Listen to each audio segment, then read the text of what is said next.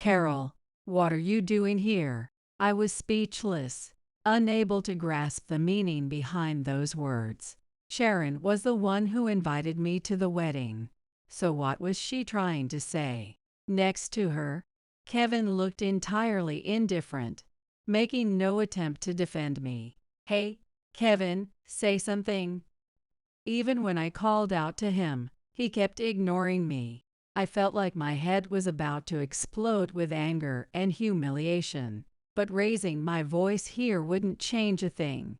Fine, I'll leave. I stood up and walked away. About 30 minutes later, Kevin called me repeatedly. Eventually, I gave in to his persistence and answered the phone. What do you want? Hey, Carol, did you do something? Kevin sounded hysterical. Apparently, his boss and coworkers had suddenly started treating him coldly, leaving him shaken. I told your colleagues about your affair with Sharon. What? What are you talking about? When I revealed the truth, Kevin's voice trembled. I'm Carol Mirror, 33 years old. Right now, I'm a housewife. I met my husband, Kevin, who's 4 years older than me, at work. Back then, we were both in the sales department, and Kevin was my colleague. Kevin was a top performer, always achieving the best results. He was also the kind of person who readily offered help to struggling coworkers. Hey, is everything okay? That client can be pretty tough. Want me to help with the presentation materials? I was one of the people Kevin had helped. His kindness eventually drew me to him. Apparently, he also noticed my efforts and began to see me in a special light. If it's okay with you, would you go out with me? I really like you, Carol. When he confessed his feelings, we began dating. Of course, office romance meant worrying about others' opinions. I felt a bit uneasy about how our coworkers might perceive us. But Kevin was always confident. There's nothing wrong with us being together. Don't worry. Even now, I still remember how much I admired Kevin's composure. In reality, our colleagues were supportive of our relationship. Last year, Kevin proposed to me, and we got married. At his request, I left the company. Admittedly, I had doubts about quitting my job. I enjoyed working in sales, and my coworkers were wonderful. If possible, I wanted to continue working even after marriage. But Kevin wasn't great at managing household chores. Even if we both worked, I'd likely handle most of the housework. So I decided it might be better to embrace his preference for me to be a housewife. With that in mind, I chose to retire. For now, his income was enough to provide us a comfortable life. We've been married for a year, enjoying a happy life. But things started to change little by little. Lately, Kevin has begun coming home late. He claimed to be out drinking with coworkers or clients every night. In the early days of our marriage, others were considerate, and Kevin used to decline invitations. But since he enjoys drinking, he now seemed to initiate these outings more often. I've turned down so many invites before. There'll probably be a lot of make-up dinners for a while. I see. All right. I could understand Kevin's desire to enjoy social events, so I tried not to interfere. However, even on nights without parties, he still came home late. It seemed like he was working overtime frequently. Lately, you've been busy. Are you okay? Worried, I gathered the courage to ask. But Kevin let out a heavy sigh. Since we're newlyweds, my boss was letting me leave early, but I can't expect that to continue forever. So I might be getting home late more often. I see. Just don't push yourself too hard. While I tried to be understanding, I couldn't help but be concerned about his sudden late nights.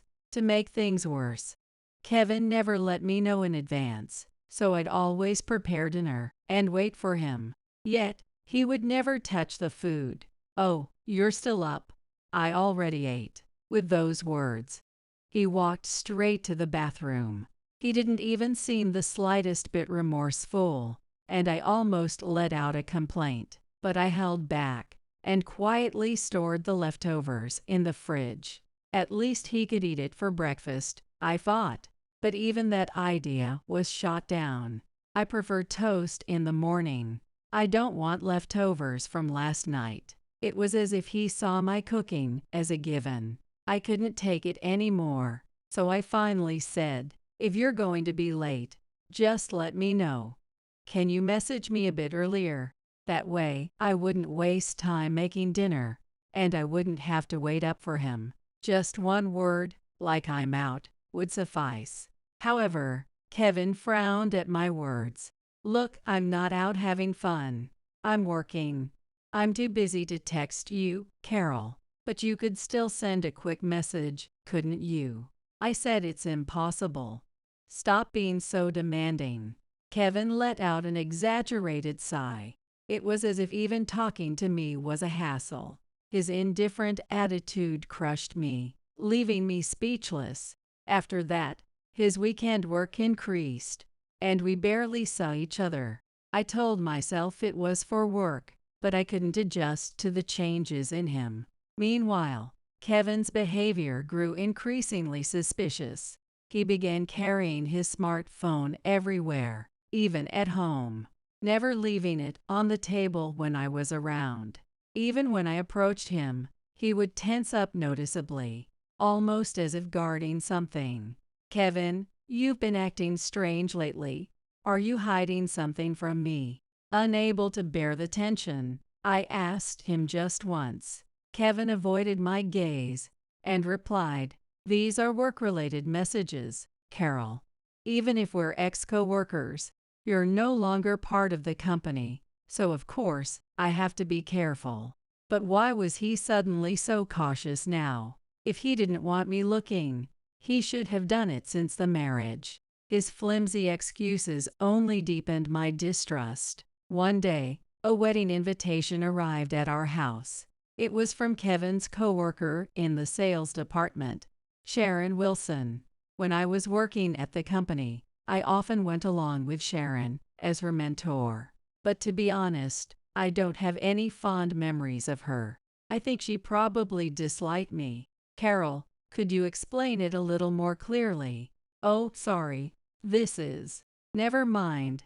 I'll just ask someone else." Sharon would often ignore me, her assigned mentor, and immediately turn to other coworkers for help. And when mistakes were found in documents I hadn't reviewed yet, this document was supposed to be checked by Carol. She would use that as an excuse to shift the blame onto me. Even now, I still don't understand why she disliked me so much. But the fact that she invited me to her wedding must mean she has grown up. If that's the case, I need to act like an adult too. I plan to attend Sharon's wedding with Kevin. "Hey, Sharon sent us an invitation to her wedding." That evening, I showed Kevin the invitation when he got home. For some reason, his expression instantly darkened. "Oh, yay, I heard she's getting married. People were talking about it at work. Are you planning to go, Carol?" "Of course. I don't have anything else scheduled for that day." "I see." Kevin's eyes darted around nervously when I said I'd attend.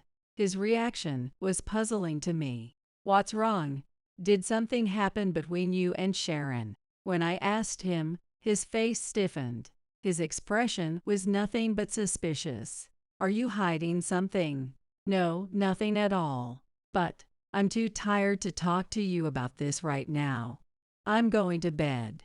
In the end, Kevin ignored my questions and cut the conversation short. Even after asking him multiple times, he never gave me a proper answer. 3 months later, the day of Sharon's wedding arrived. Kevin and I headed to the venue, which turned out to be a luxury hotel. It seemed the ceremony would take place in a grand ballroom. As soon as we walked in, I was struck by the size of the venue.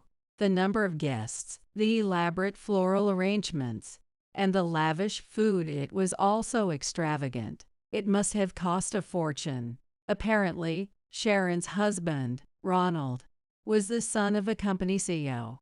So that's why they could afford such a luxurious wedding. While I was still processing this information, I heard a voice from behind. Carol, long time no see. How have you been? Feeling like I had stepped into another world, I was relieved to see a familiar face. It had been about a year since I last saw my former colleagues. We eagerly caught up on each other's lives. Then, suddenly, thank you all for coming. Sharon, dressed in a stunning gown, approached our table. I was about to call out to her, but she walked straight past me and headed toward Kevin. Kevin, Sharon, you look amazing. Congratulations. It was as if I didn't even exist. Sharon spoke to Kevin in a sweet tone. And Kevin didn't seem entirely uninterested either. This venue is incredible. I'm really impressed. Since I had the opportunity, I wanted it to be as extravagant as possible. The two of them chatted happily, unable to join the conversation. I just observed them for a while. A few minutes later, Sharon finally turned to look at me. I thought this was my chance and approached her. Sharon, thank you for inviting me today. When I said that, Sharon burst out laughing for some reason. Oh, you're here, Carol. What are you doing here? What?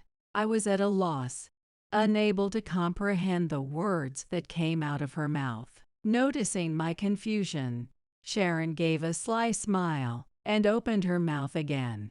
I only wanted to invite Kevin, you know. I didn't think a tag-along would actually show up. I can't believe you came. A tag-along. I came because I was invited. If you didn't want me here, you shouldn't have invited me in the first place. When I said that, Sharon flashed a malicious grin. No. Usually, people can read the room and decline, right? You quit the company ages ago, so you're basically a stranger. Of course, I didn't want to invite you, but appearances matter, don't they? I couldn't invite Kevin without inviting you, now could I? Even so, according to Sharon, I was the one failing to read the room. But isn't it normal to attend when invited? Her way of thinking was beyond mine. Even after that, Sharon kept throwing insults at me without pause. Kevin, next to her, just looked away. He didn't even try to stand up for me, acting as if he had nothing to do with it. Hey, Kevin, say something. Even when I called out to him, he kept ignoring me. It seemed he wasn't on my side. Meanwhile, Sharon pointed at me and laughed. I felt like my head was about to explode with anger and humiliation. But raising my voice here wouldn't change anything. If anything, it would only play right into Sharon's hands. So, all right, I'm leaving, I said quietly, and got up from my seat. I couldn't stand letting Sharon say whatever she wanted any longer. Though I felt frustrated, I just wanted to get away from there. Sharon looked at me with a triumphant expression. See, I told you. Just leave already. You don't belong here. I see. Sharon waved me off dismissively with her hand. Kevin, still silent, just watched it all unfold. He didn't call out Sharon's cruel words or try to stop me. Feeling a mix of disappointment and anger towards Kevin, my eyes burned. But there was no way I'd let Sharon see me cry. I held back the tears and left the venue immediately. About 30 minutes later, my phone buzzed. When I looked at the screen, Kevin's name was displayed. I couldn't believe his nerve, calling me as if nothing had happened. I ignored the call and went home. But Kevin persistently called over and over again. Finally, worn out by his persistence, I decided to pick up. What do you want, Carol? Did you do something? Kevin sounded frantic. From what he said, his boss and colleagues had started giving him the cold shoulder. Their behavior had suddenly become distant, and they wouldn't engage with him even when he tried to talk to them. He seemed visibly shaken by the situation, and everyone else has been acting the same way toward Sharon. She's noticed something's off about the guests too. Did you do something? Apparently, Sharon had been given the cold shoulder by the attendees, leaving her visibly distressed. Even Sharon's relatives and Ronald had sensed that something strange was going on. Kevin, suspecting only me, had called in a panic, yet he still chose to defend Sharon. Sharon doesn't deserve this. Tell me what's going on. You're siding with Sharon over your own wife. And besides, how do you know it's my fault? No way. It has to be you, Carol. You're jealous of Sharon and started spreading rumors about her, didn't you? She's the star of the day. So stop ruining things with your petty nonsense. Kevin's voice grew more forceful with every word. He had already decided that I was the one to blame. You're holding a grudge because Sharon said something snide to you earlier, aren't you?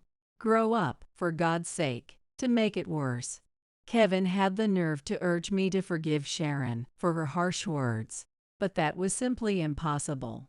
Both Sharon and Kevin had clearly underestimated me. Something inside me snapped at Kevin's words. Oh, I see. You're protecting Sharon, aren't you? Ignoring your own wife like this. What are you talking about? This isn't the time for that conversation. Staying silent in that situation and acting like I didn't exist. Honestly, Kevin, I'm disappointed in you. I can't forgive Sharon, and I can't forgive you either. I unleashed the anger, directing it all at Kevin, but he still refused to admit his fault. No, I didn't ignore you. I thought you'd just laugh it off, Carol. Besides, Sharon didn't mean any harm by what she said. Enough already. You just didn't want to hurt your precious Sharon, your affair partner, didn't you? Kevin was at a loss for words. When he finally spoke, his voice was trembling. What are you saying? You care more about your girlfriend Sharon than your wife, don't you? If you're going to cheat, at least do it better. I know everything. What? Wait. Carol, hold on. There's no point in staying silent anymore.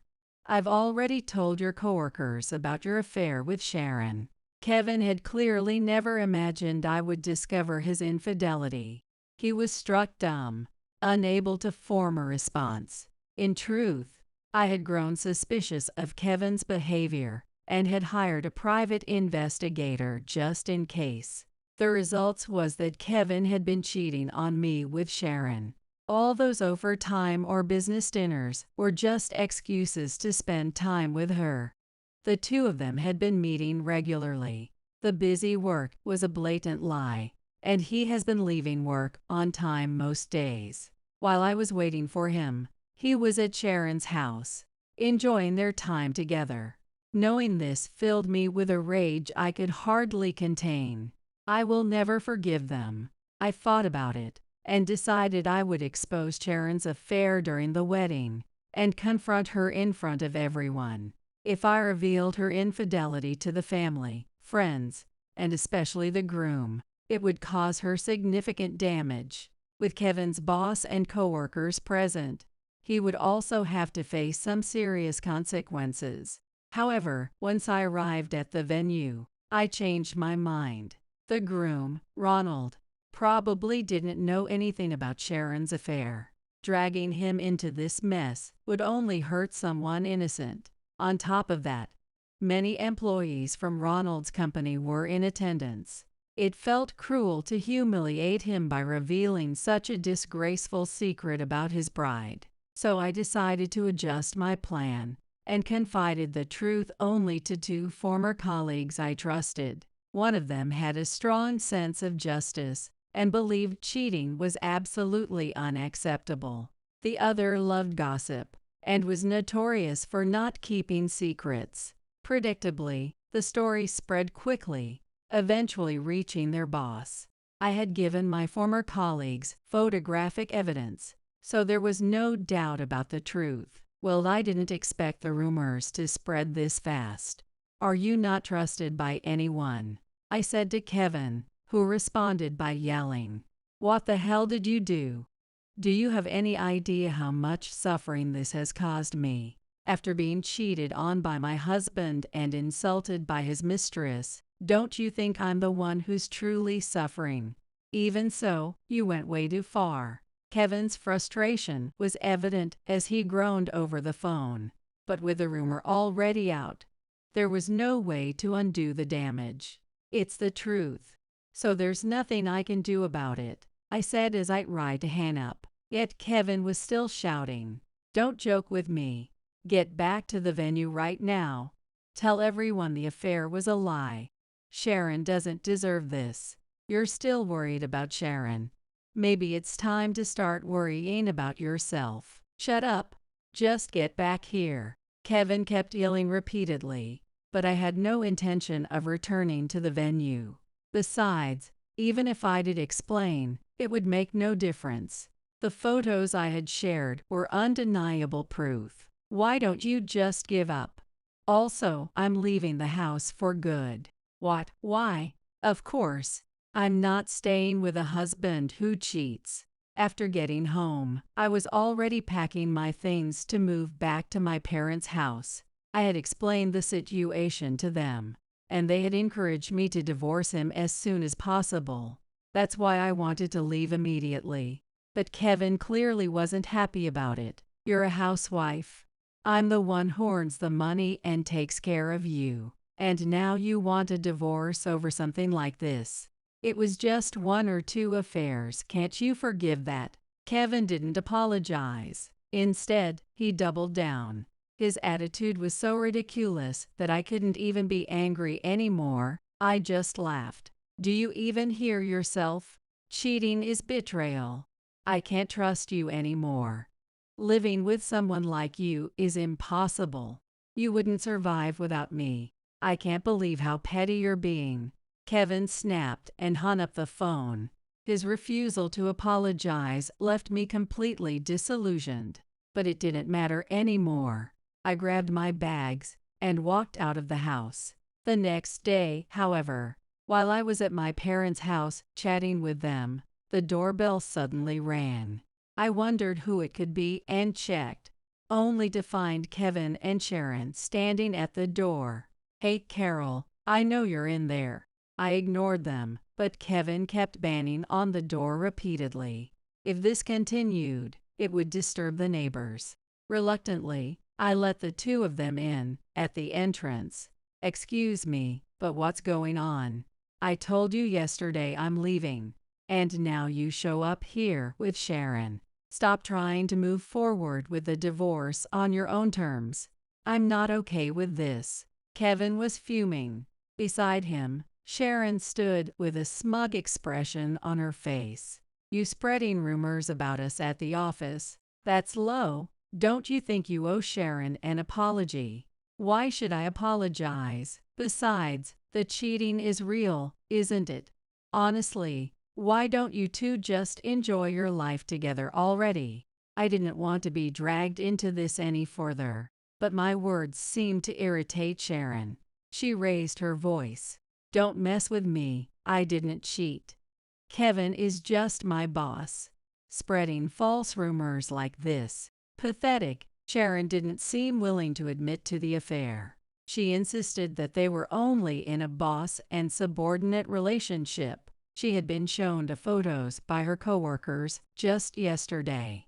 And still, she made this claim utterly hopeless. You really think taking your boss to a place like that is professional? Come up with a better excuse. Shut up. I told you, it's not an affair. Even when I pointed it out, Sharon refused to change her story. In fact, yesterday at the wedding, she had desperately tried to explain to her coworkers that the rumors were lies. Of course, no one believed her. It's ridiculous that no one listens to me. This is all your fault, Carol. You hate me, don't you? That's why you're trying to ruin me. She said this, smiling with an inexplicable confidence. Apparently, she felt relieved that the rumors hadn't spread to Ronald or their relatives. How dare you spread such rumors? If this causes my wedding to be called off, What will you do about it? This is outright defamation. You should pay for this. Even with evidence, Sharon remained defiant. Kevin, however, seemed oddly flustered. Perhaps he was shocked that Sharon had denied the affair. He looked at her, wide-eyed. Sharon, what are you saying? Come on, Kevin, don't just stand there. Convince her already. Yeah. Carol should pay for the damages. Kevin approached me, his voice lacking any conviction. And still, Sharon refused to admit the truth. Their behavior was utterly absurd. You cheated, yet you're asking me for damages. This is unbelievable. And by the way, don't you think you have somewhere else you should be right now? What, somewhere else? What are you talking about? Sharon tilted her head in confusion. Caught off guard, I decided to enlighten her. Well, I've already told your husband about all of this. Don't you think it's about time you apologize to him? What? At that moment, Sharon's eyes widened in shock. In fact, I had already sent all the evidence of her affair to Ronald. It happened just a few hours ago, so Sharon probably didn't know yet. Her face turned pale almost instantly. Then, Sharon's smartphone suddenly started ringing. Why don't you answer that? Well. She froze as she checked the screen. It was likely Ronald calling her. She hesitated, staring at her phone without moving. Kevin, clearly losing his patience, said, "Don't worry. It's just Carol trying to scare you again." He urged Sharon to take the call. Sharon, her hands trembling, finally answered. However, her face grew increasingly pale with every passing second. "No, I swear I wasn't cheating." Sharon desperately tried to explain, but Ronald, staring at the evidence photos, wouldn't believe her. I had gotten Ronald's contact information from a former coworker yesterday. Apparently, during the ceremony, he had noticed a change in the guest's behavior and was curious about the reason. When I told him about the affair, he seemed to understand. "Thank you for letting me know. I appreciate it." He probably never imagined learning about infidelity the day after his wedding. I regretted not telling him sooner. That's the only thing I feel guilty about. Why would you believe someone else's word over mine? Just listen to me, please. Sharon looked close to tears, pleading for him to understand. But nothing changed. Seeing this, Kevin grabbed a phone from Sharon's hand. "Ronald, you've got it all wrong. Sharon didn't cheat. This is all my wife's doing. She was jealous of Sharon and made up this story. I don't want to hear anything from you. Put Sharon back on, now." Ronald's voice was so loud it carried to my ears. Kevin clearly failed to calm Ronald's anger. Realizing things were getting out of hand, Sharon quickly took the phone back. That's when Ronald delivered his ultimatum. The engagement was off, and he would demand compensation. Sharon immediately started apologizing. "Wait, don't say that. I'm sorry. It's all my fault. Just, please reconsider." "Hello, Ronald, don't hang up." But the call ended, leaving Sharon crumbling to the floor in defeat. "This is your fault. Look what you've done." She glared at me. "It's not my problem. If you hadn't cheated, you'd be happy now." "Shut up, I didn't cheat." This is the worst. I finally had a chance to marry rich." Tears welled up in Sharon's eyes. It seemed marrying Ronald, the son of a wealthy CEO, had been her dream. But now that dream was shattered. Sharon's wedding will surely be called off. Ronald told me they hadn't officially registered their marriage yet. At least that was one small silver lining in this mess. "You're paying the compensation Ronald is asking for." Sharon, who seemed to hold a grudge against me, started saying something shocking. "You've got to be kidding me. I'm not paying a dime. This is all your fault. Just accept it and pay up. I didn't do anything wrong."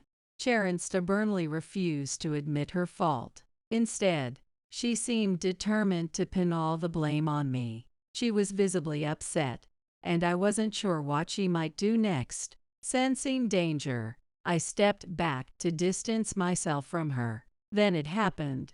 Both of you, that's enough.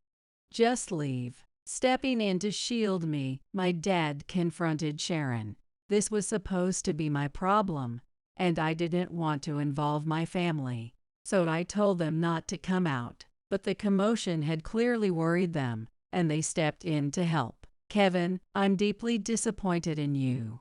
I can't believe you would hurt Carol like this. When my dad glared at him, Kevin visibly flinched. He might act tough with me, but he had nothing to say to my dad, who was much bigger and stronger.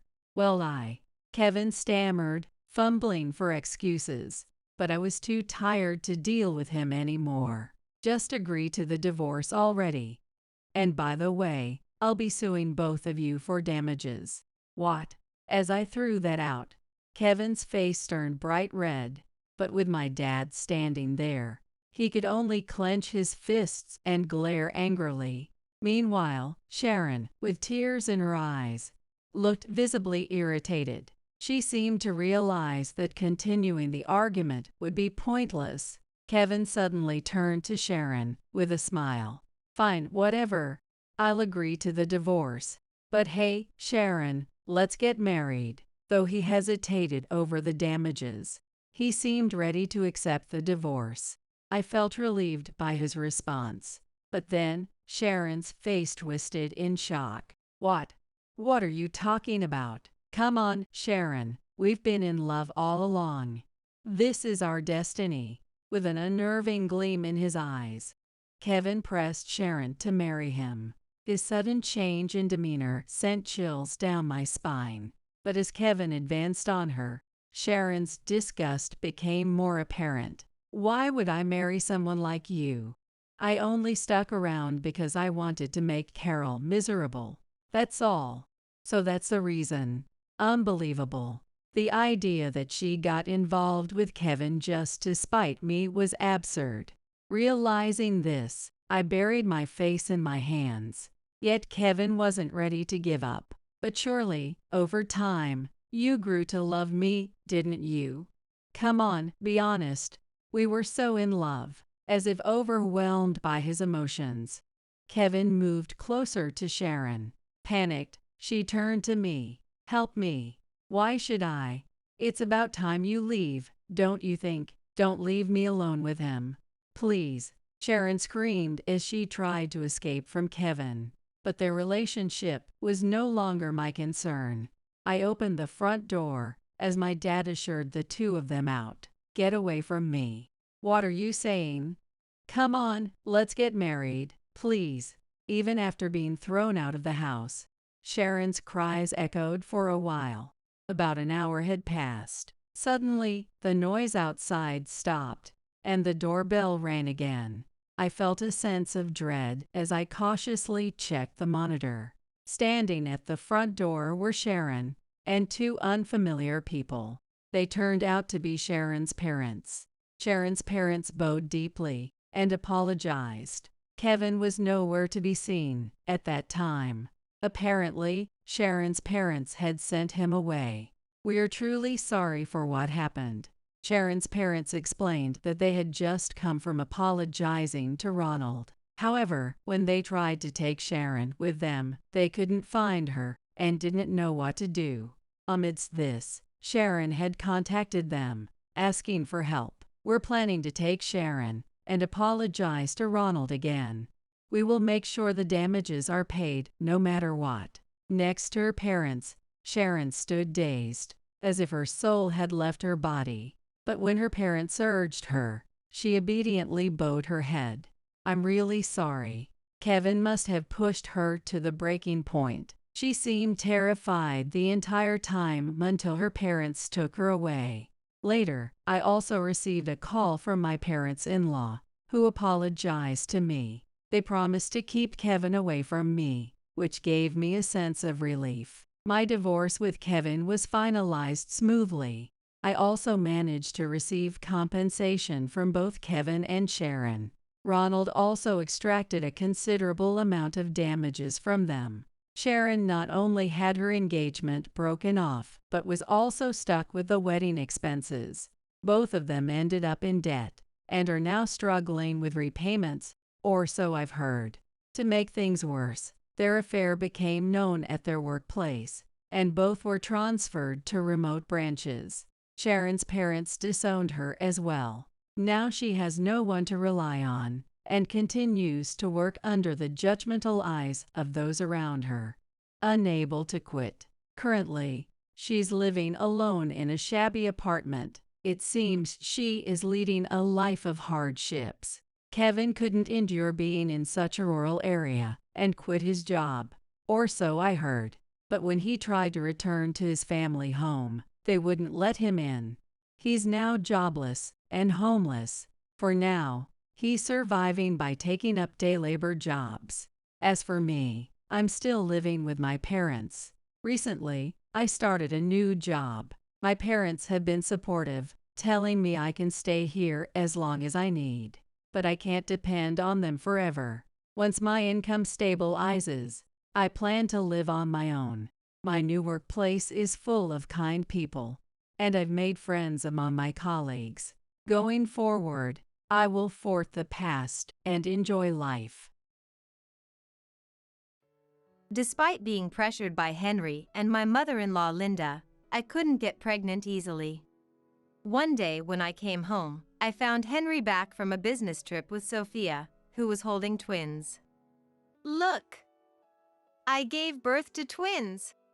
Congratulations!" I replied formally, and then Sophia made an outrageous statement. "Their father is Henry." "What?" The two of them spread malicious smiles. "Sorry, you're just an infertile failure. So, you're no longer needed. I'm going to marry her, so let's get divorced."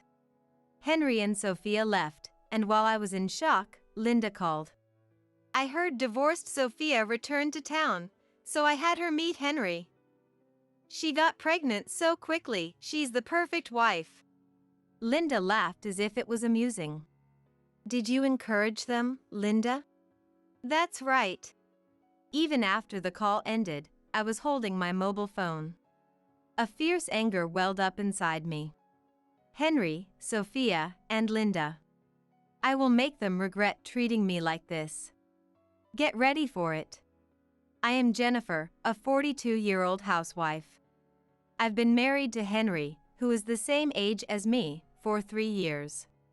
I met Henry at a friend's wedding. I was attracted to his fresh, clean-cut appearance and bright smile. Henry seemed to be interested in me too, and we had a lively conversation at the after-party of the wedding. Before we parted, Henry asked me out. We started dating with marriage in mind, and 2 years later, we got married. During the pre-wedding greetings, I was warmly welcomed, but on the day of the wedding, Linda clung to Henry and cried loudly. Her obsession with her son made the guests chuckle awkwardly. However, I thought that if we got along well, things would be fine, even though I had heard similar stories about mothers of only children. I had no idea what the future held for me. During our courtship, Henry cherished me so much, but after we got married, he changed. He didn't start being verbally abusive, but he began to make a lot of demands and tried to make me comply. "Jennifer is important to me. I want to protect you from other men." Using such reasons, Henry started interfering excessively and tried to control me. The first thing he commented on was my clothes and makeup. Henry looked displeased when I tried to go shopping in a sleeveless dress. "Jennifer, do you want other men to hit on you?" "What?" Not understanding the question, I asked back, and Henry said further, "It's indecent to expose so much skin.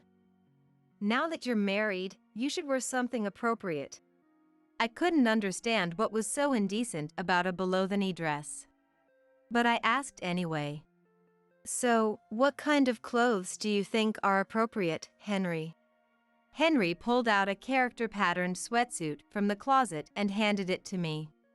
Jennifer, you don't have any decent clothes. Besides pajamas, these are the only pants you have. Are all skirts out of the question? Of course. What if the wind blows them up? There are a lot of weirdos out there. You need to be more cautious. When he admonished me seriously, I lost the will to argue. Maybe it was just a difference in values. I didn't feel like going out in loungewear, so I postponed the shopping trip. The next day, a bunch of plain sweatsuits arrived addressed to me. These are just right. Since you're married to me, there's no need to dress up outside, Henry said cheerfully, and I protested. Then where should I wear all the outfits overflowing in the closet? Wear them at home. There's no need to show them to anyone but me. And honestly, you don't need makeup either. Just sunscreen is enough. He smiled. Why don't you stop going to the salon too? If you absolutely must, I can cut your hair for you. I was terrified. Is he serious? But I pay for my makeup and haircuts with my own salary. Isn't that a bit much to ask? I hesitated as I suggested this, and after a moment of thought, Henry made his decision. Fine. I'll allow makeup and salon visits. But from now on, you'll wear the clothes I approve of when you go out. You're my wife, Jennifer. Got it. I agreed, but the idea of going to the city dressed like I was about to clean the house was too much. I reluctantly resorted to changing into a dress in the station restroom before going shopping or meeting friends. Though he allowed me to visit the salon, Henry still had complaints about my hairstyle. Since you're my wife, I don't want you having a hairstyle that flirts with other men. After his persistent nagging, I finally gave in and cut my long permed hair into a short style. Jennifer, you look different. My friend I ran into was surprised, but it was too much trouble to explain, so I just smiled vaguely. Honestly, I didn't like being told what to do by my husband. But, you're my wife, Jennifer, so I don't want you to stand out too much. I'm worried other men might notice you.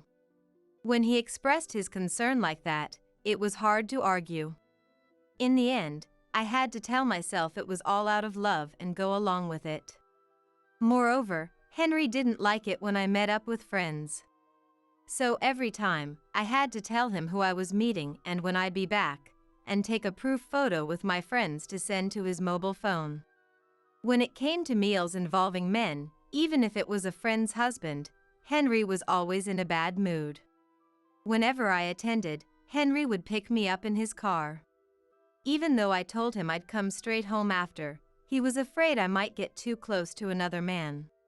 He didn't trust me. Your husband really cares about you. Well, we are newlyweds.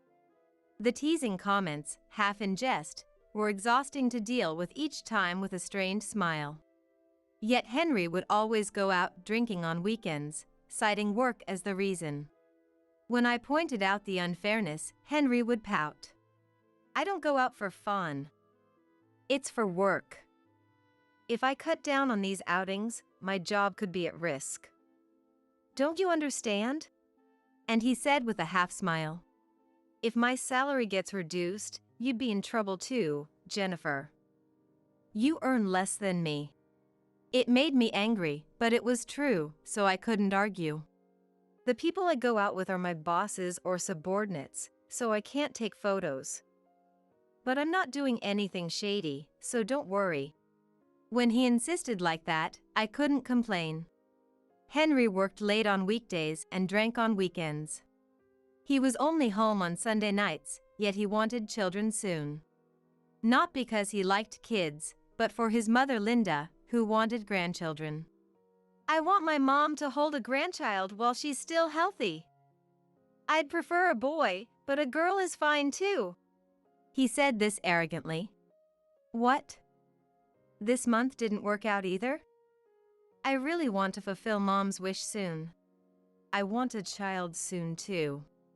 Henry patted my shoulder consolingly. Well, I'm counting on you. I'm really looking forward to it.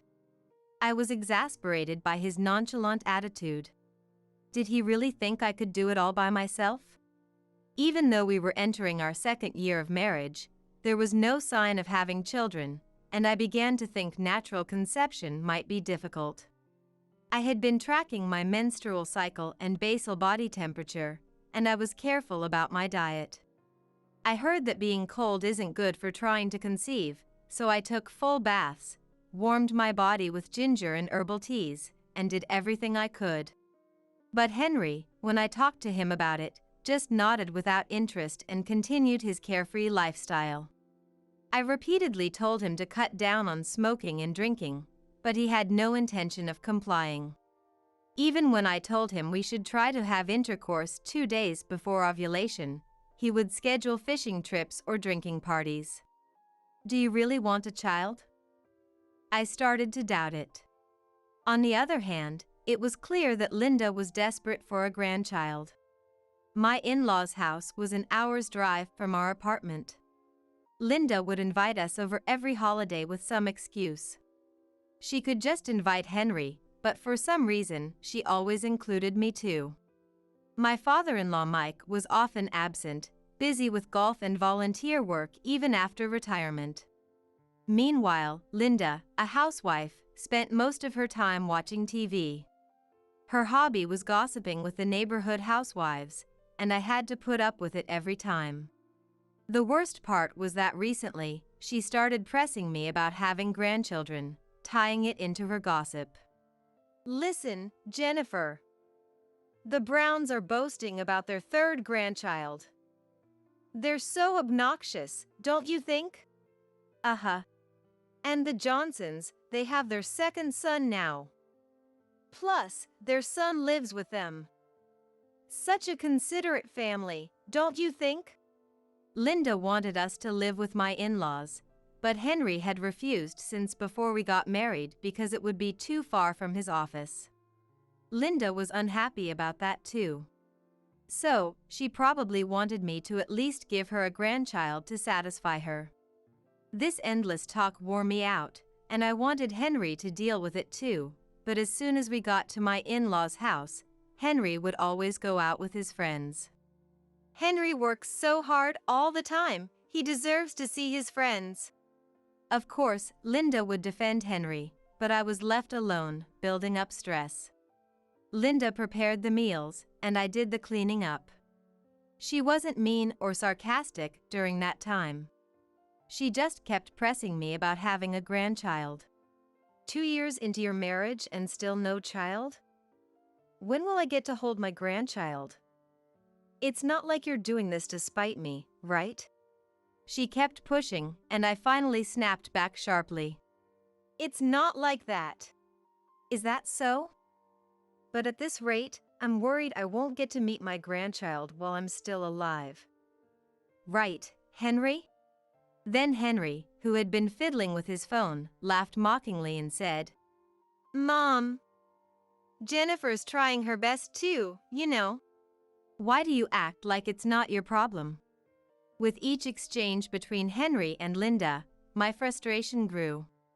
However, around the time we entered our third year of marriage, Henry suddenly stopped talking about having children. At the same time, he started working on weekends and taking more business trips.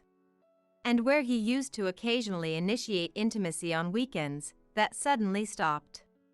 Even when I hesitantly approached him, I'm busy, maybe next time, he would brush me off. The same happened with Linda. When we visited my in-laws, she used to incessantly bring up other people's grandchildren, but suddenly, it was like she became a different person and never mentioned it again. One day, I arrived earlier than planned at my in-laws' house and parked my car at the nearby coin parking as usual, then walked to my in-laws' house. Henry said he would come after finishing his errands, so I came alone.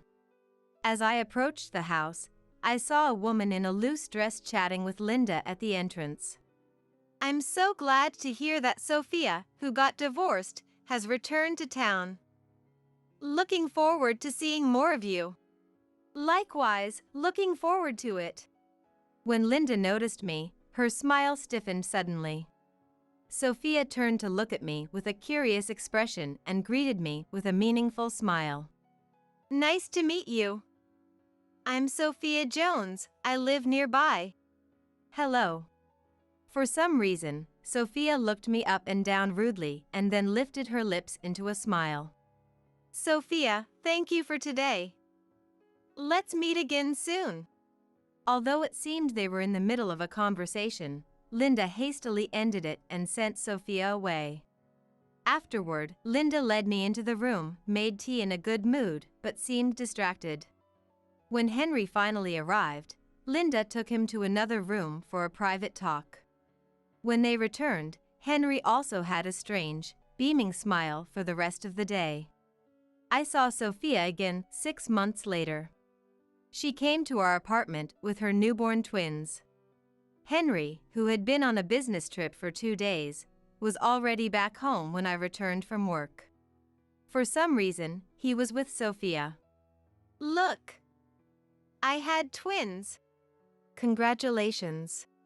Responding politely to Sophia, who was showing off her babies excitedly, I asked Henry.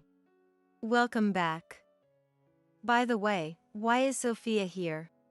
Instead of Henry, Sophia answered. Actually, I am Henry's ex-girlfriend. Is that so?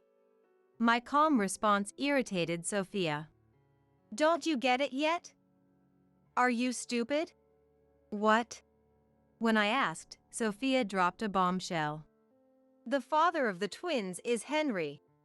What? Unable to comprehend the situation, I was speechless as Henry put his arm around Sophia's waist and pressed his cheek to hers. I should have married you back then. After our breakup, I was so lost that I ended up choosing this. Let's start over now. Unlike her, I'm liked by Linda, and we'll get along just fine.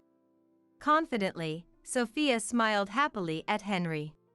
Mom always liked Sophia. She was thrilled when we got back together. She was even more thrilled when Sophia got pregnant right away, and with twin boys. She praised her for it. See? I'm not like someone else. The excited pair then turned to me with mean-spirited grins on their faces. Sorry, but you're useless now since you can't have kids. I'm tired of you always obeying me. I'm divorcing you to marry her. Henry told me as I stood there in shock. I'm being kind by giving you a week. During that time, find a new place and move out. Here, sign these divorce papers and file them at the court. Henry left with Sophia, leaving the divorce papers on the dining table. Their loud laughter echoed down the hallway as they left the apartment. Am I being abandoned? Henry's constant commands weren't out of love, but just a desire to control me. As I stood staring at the divorce papers, my phone rang. It was Linda. If you interfere with those two, I won't forgive you. Speaking to me harshly, I flinched. I never liked you from the start. I always wondered why Henry chose a dull woman like you. Sorry for being dull. I apologized sarcastically. I thought I'd accept you as my son's wife if you gave birth to a grandchild, but you couldn't even do that. Useless and worthless. She spat out hatefully. I told Henry that Sophia went back to her parents' home. When they met again, they got back together quickly. They are really well suited. Why did they break up in the first place? Did you encourage the affair? I asked in surprise, and Linda admitted it without any remorse.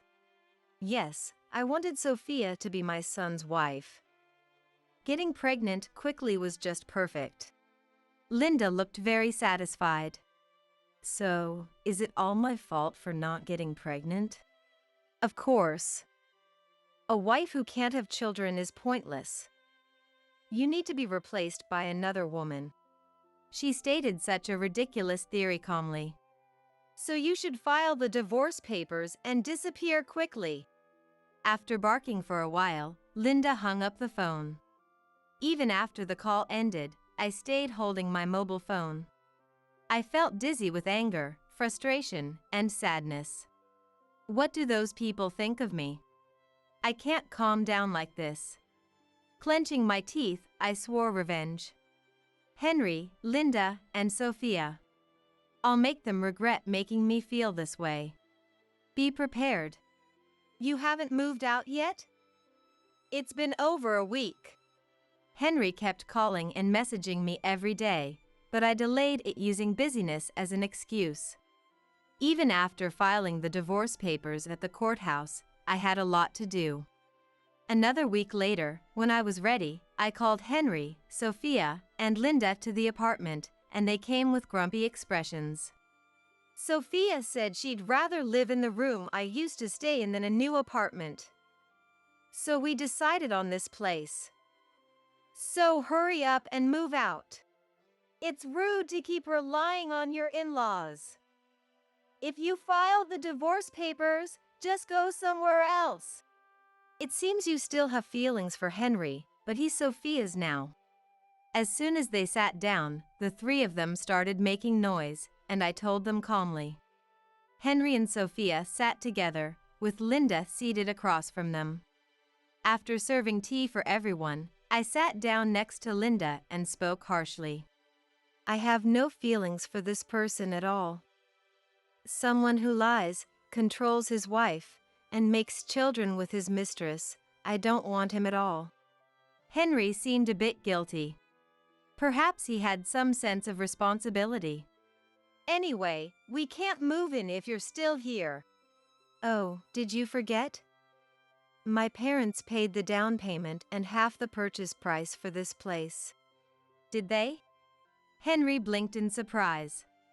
I was astounded.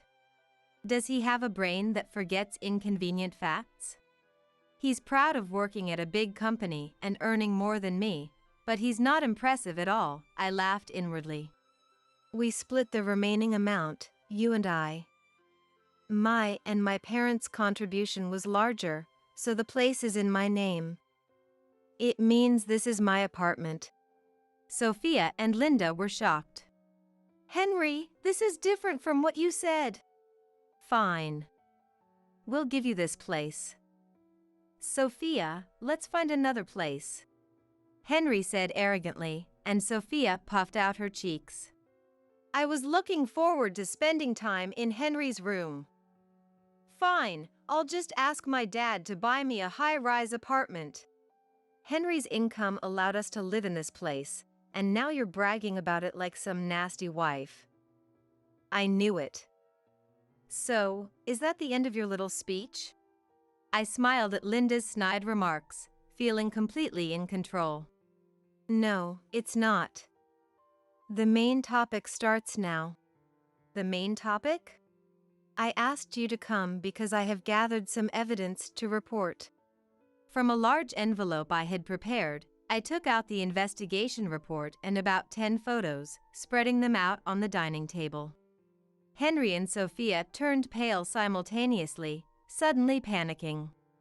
They scrambled to gather the photos, quickly hiding them in their pockets and bags, prompting an annoyed response from Linda. What was that?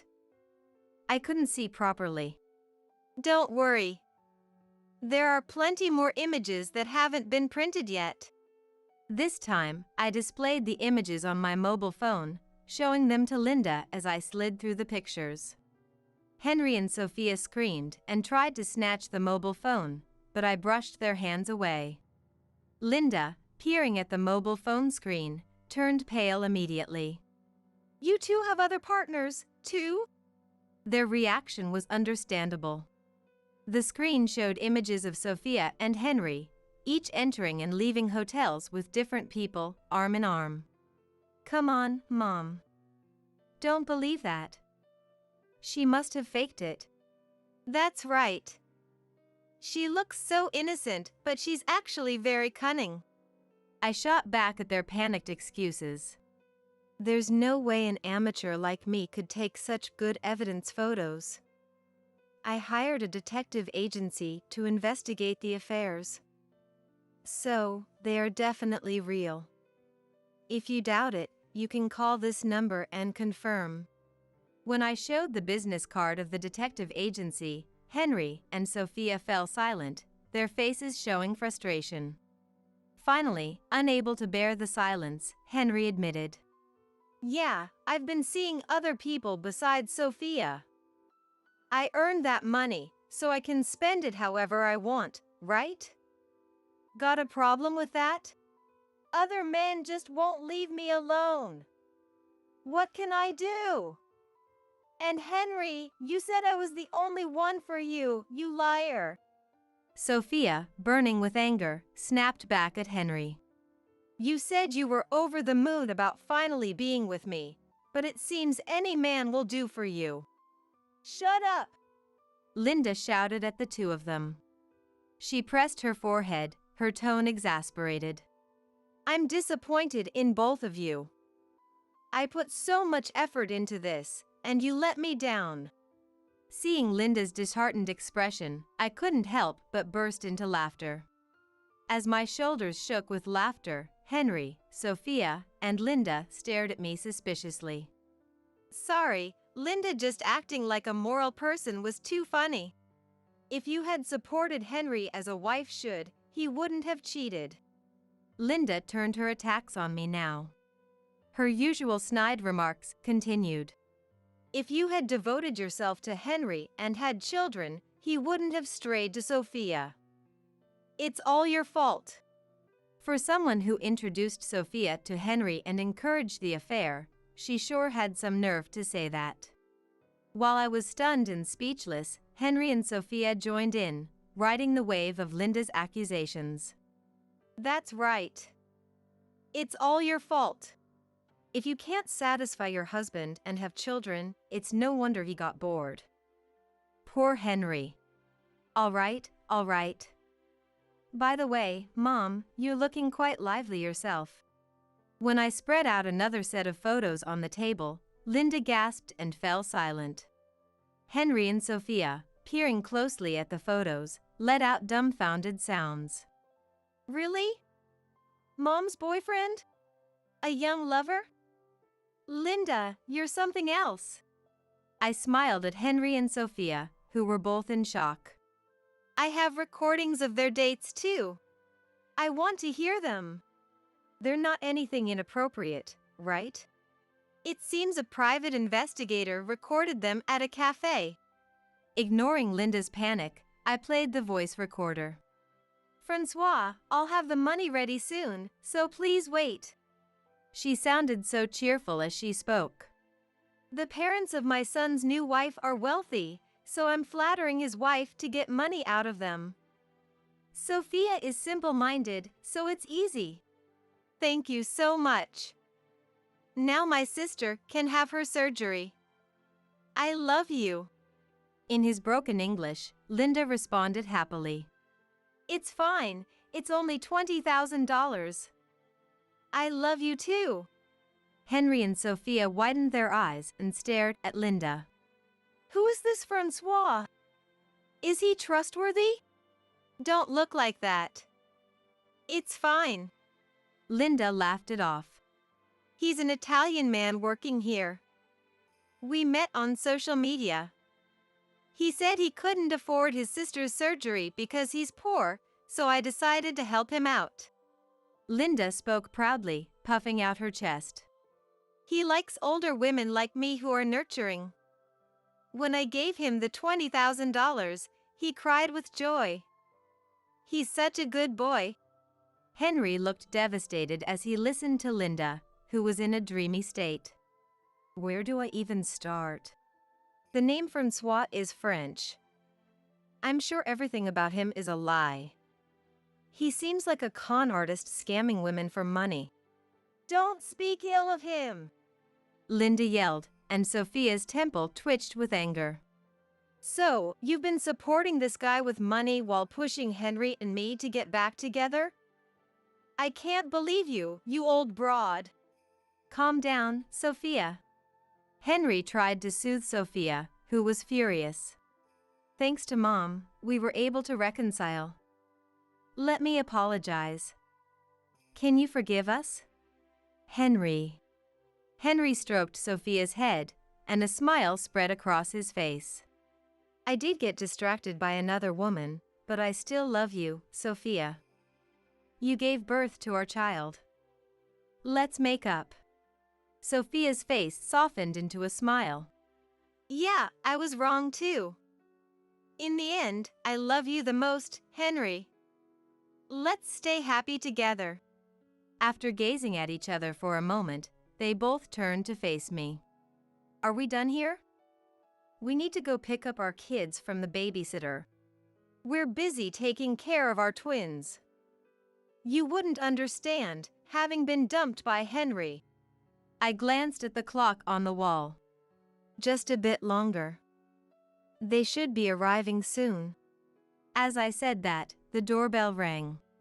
I checked the intercom and let the guests in. Henry, Sophia, and Linda looked puzzled as two men appeared. Dad? And who are you? Henry asked, looking at the older man behind Mike. Don't you remember? He was the doctor we asked to do the fertility test. Mike introduced us. Henry's face showed recognition, but Sophia looked worried. You did a fertility test? You didn't tell me. Didn't I mention it? Henry replied lazily, while Sophia looked displeased. What brings you here? Henry asked curiously, and I answered on behalf of the doctor. I went to speak to him directly, but you seemed busy with Sophia and the twins. I explained the situation to Mike, and he brought him here. Despite my explanation, Henry was frowning at Sophia. The doctor met my eyes. When I nodded, he let out a small sigh and opened his mouth heavily. The truth is, Henry, you have male infertility. For a moment, the air in the room froze, and then Henry and Linda spoke simultaneously. What? Huh? As we all stared at him, the doctor frowned and continued, looking uneasy. Jennifer had no problems at all. But Henry, your sperm count is too low. There's no way you can have a child. Linda, Henry, and Sophia stared intently at the test report the doctor had laid out on the table. After a moment, Henry and Sophia screamed. Me? No way! Give me a break. This is unexpected. They were completely panicked. Sophia pulled at her hair and screamed in a high-pitched voice. I never thought it was azoospermia. This ruins everything. What are we supposed to do now? A plan? I got back together with you because a corporate employee has a better future than a self-proclaimed model who's only a part-time worker. But this is awful. I've been deceived. In her agitated state, Sophia started talking about things we hadn't even asked. Hearing this, Henry's face twisted into a look of rage.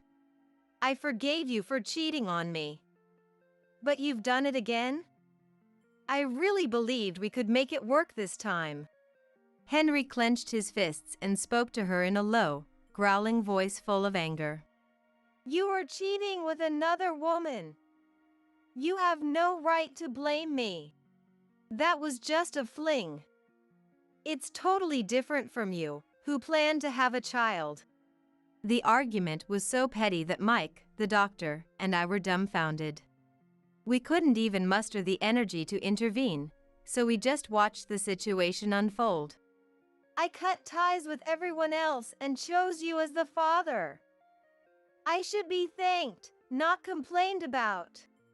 So, it wasn't my fault that we couldn't have a child, it was Henry's. The infertility problem that Sophia was talking about wasn't me, but Henry.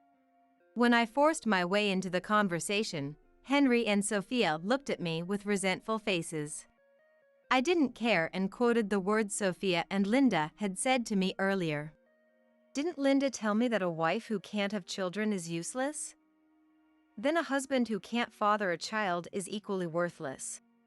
I smiled triumphantly at Linda, who bit her lip in frustration and glared back at me.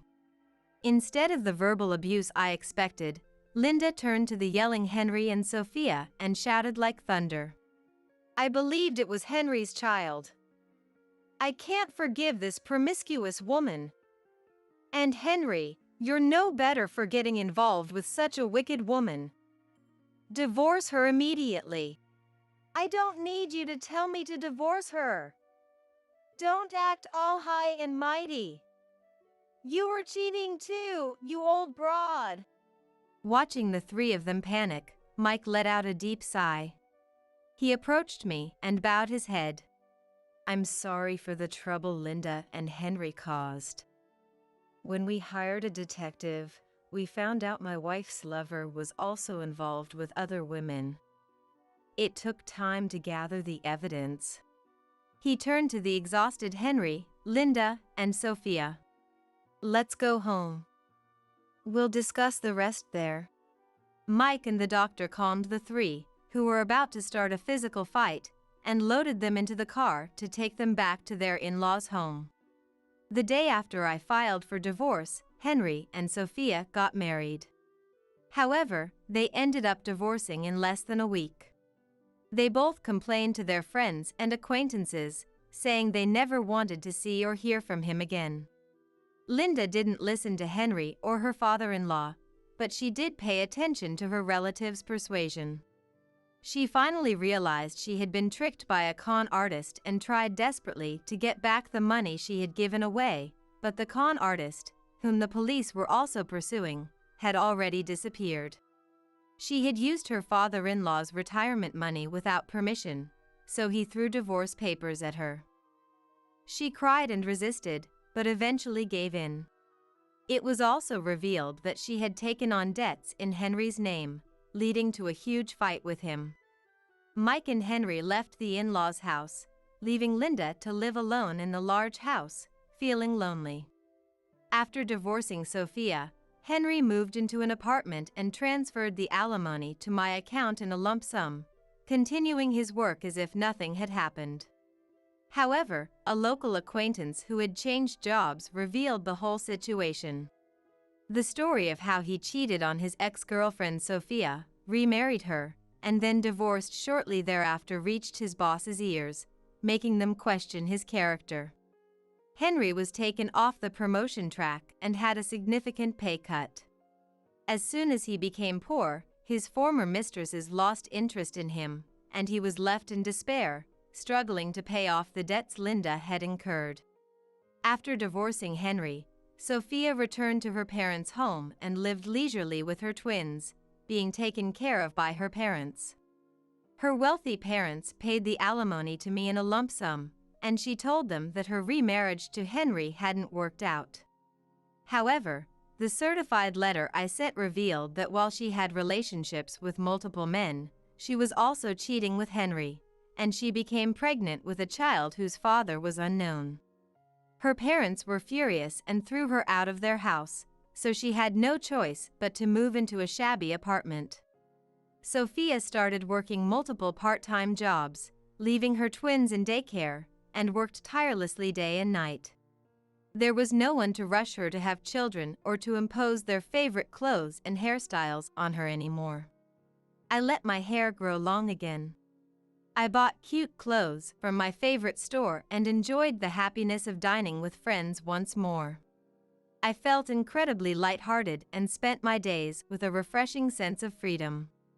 Although I failed in marriage, I learned a valuable lesson about the pain of being deceived by superficial kindness. From now on, I want to enjoy my work and personal life to the fullest, without any reservations. I couldn't help but smile from ear to ear as my daughter-in-law, Melissa, and grandson, Eric, came to visit me in the hospital after I had fallen ill. After exchanging greetings, I tilted my head in confusion at Melissa's gloomy expression and the fact that she didn't bring the novel I had asked for during the visit. While averting her eyes unnaturally, Melissa seemed to muster up the courage to tell me something as she opened her mouth to speak. However, just as she was about to say something, Eric energetically leaped onto my hospital bed with his small body. Granny, will you get better after the surgery? Huh? Oh, it's really not a big deal. I guess I was just a little tired. Seeing your face, Eric, has completely rejuvenated me. As I smiled and made a gesture as if flexing my biceps, Eric, who saw this, also grinned happily.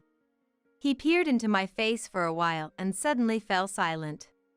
I continued to smile while being gazed at by my grandson's beautiful eyes, which seemed to be deep in thought about something. Hey, Granny. Do adults laugh when they're lonely? What? Why do you ask? As I tried to ask him for his reason, Melissa hurriedly took out her wallet from her bag. She gently lowered Eric from my bed, handed him some change, and said, "Go buy yourself some juice," sending him out of the hospital room. Then, with a serious look on her face, she came close to my side and began to recount the event she had just witnessed. My name is Allison. My husband, Robert, and I are both in our 50s, and we are known by ourselves and others as a loving couple who have never had a fight since we were young. I am a self-proclaimed freelance writer who writes travel-related articles.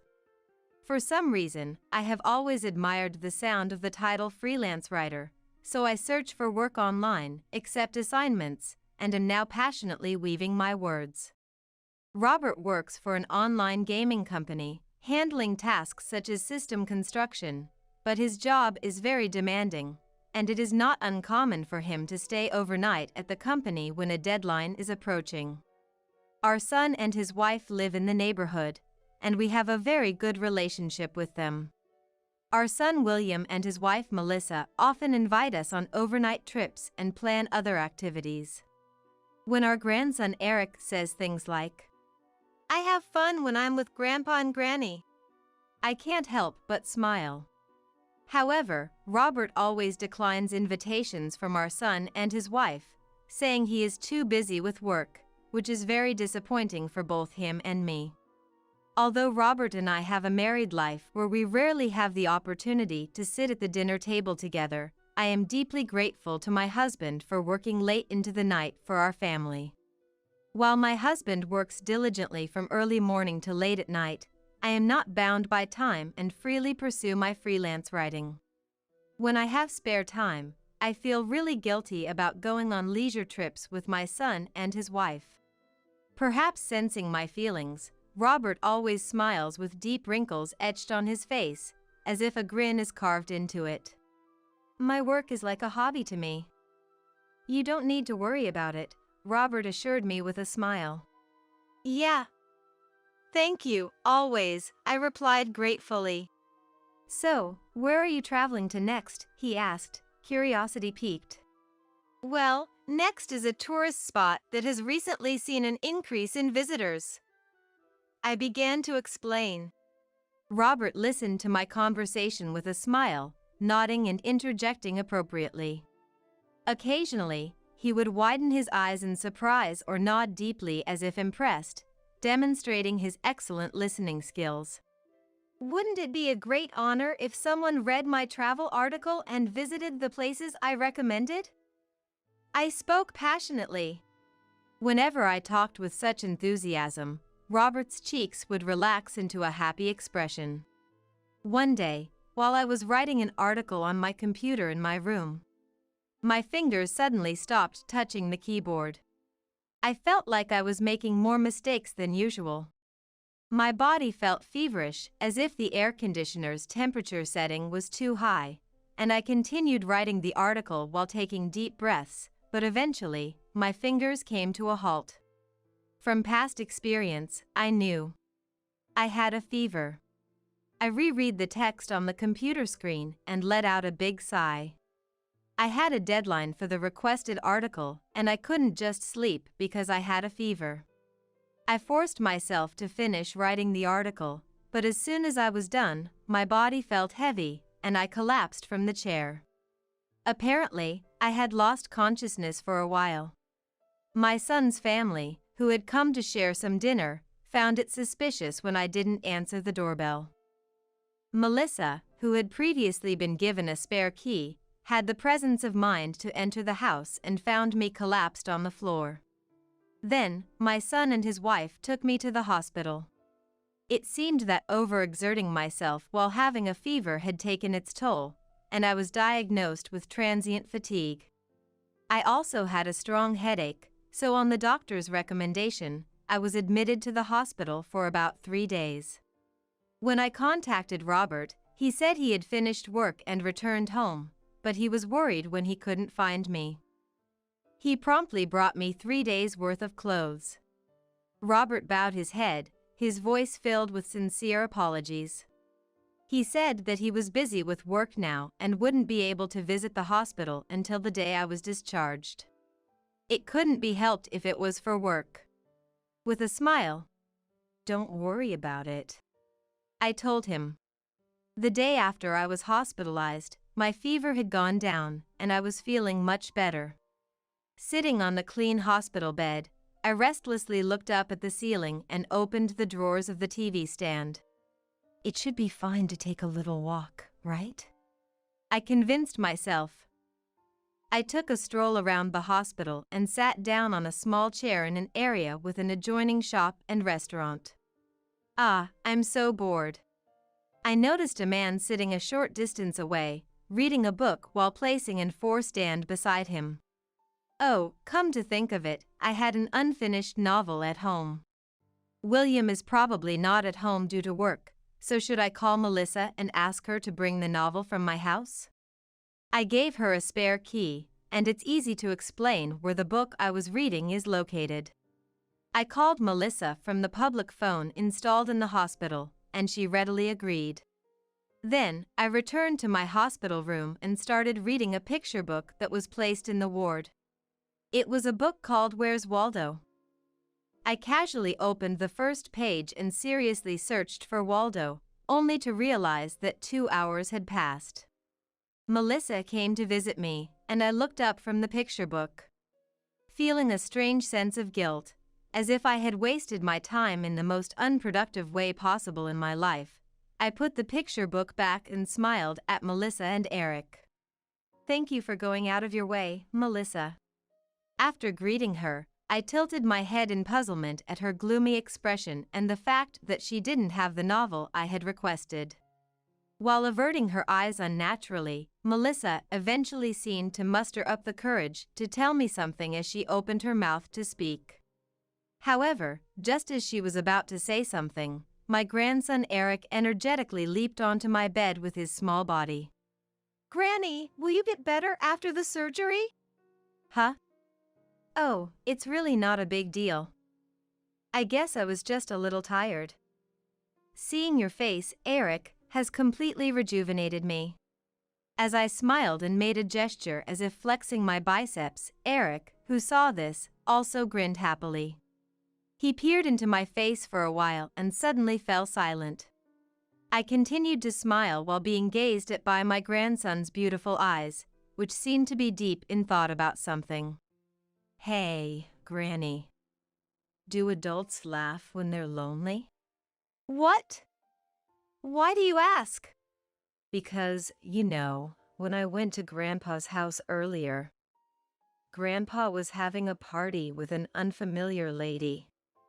Even though you're in the hospital, Grandpa seemed to be having fun. I see. Grandpa is so sneaky. Having a party when you're not around. I saw it. They were drinking really fancy food and delicious-looking juice at home. I didn't know how to respond to Eric's confession. Unable to come up with a clever retort and trying not to let it show that I was clearly at a loss for words, I realized that the smile I had desperately put on was strained. Melissa lifted Eric off my bed, took some change out of her wallet, and said, "Go buy yourself some juice," sending him out of the hospital room. Then, with a solemn expression, she came close to my side and began to recount the event she had just witnessed. Melissa and Eric had apparently entered my house using the spare key, as per my request. Since it was a weekday afternoon, they thought no one would be home and entered the house without much thought. However, They found neatly arranged women's luggage in the entryway, and they could faintly hear Robert's laughter coming from the living room. Thinking, "Oh, is he off work today?" they approached the living room. Melissa thought he might be watching TV and laughing. However, through the slightly open gap in the living room door, they saw Robert sitting on the sofa next to an unfamiliar woman. Moreover, the woman was apparently leaning her body against his arm, whispering something faintly into his ear.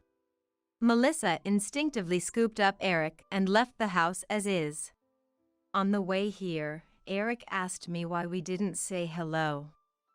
I blurted out that Grandpa is forcing himself because Granny is not feeling well and he's lonely.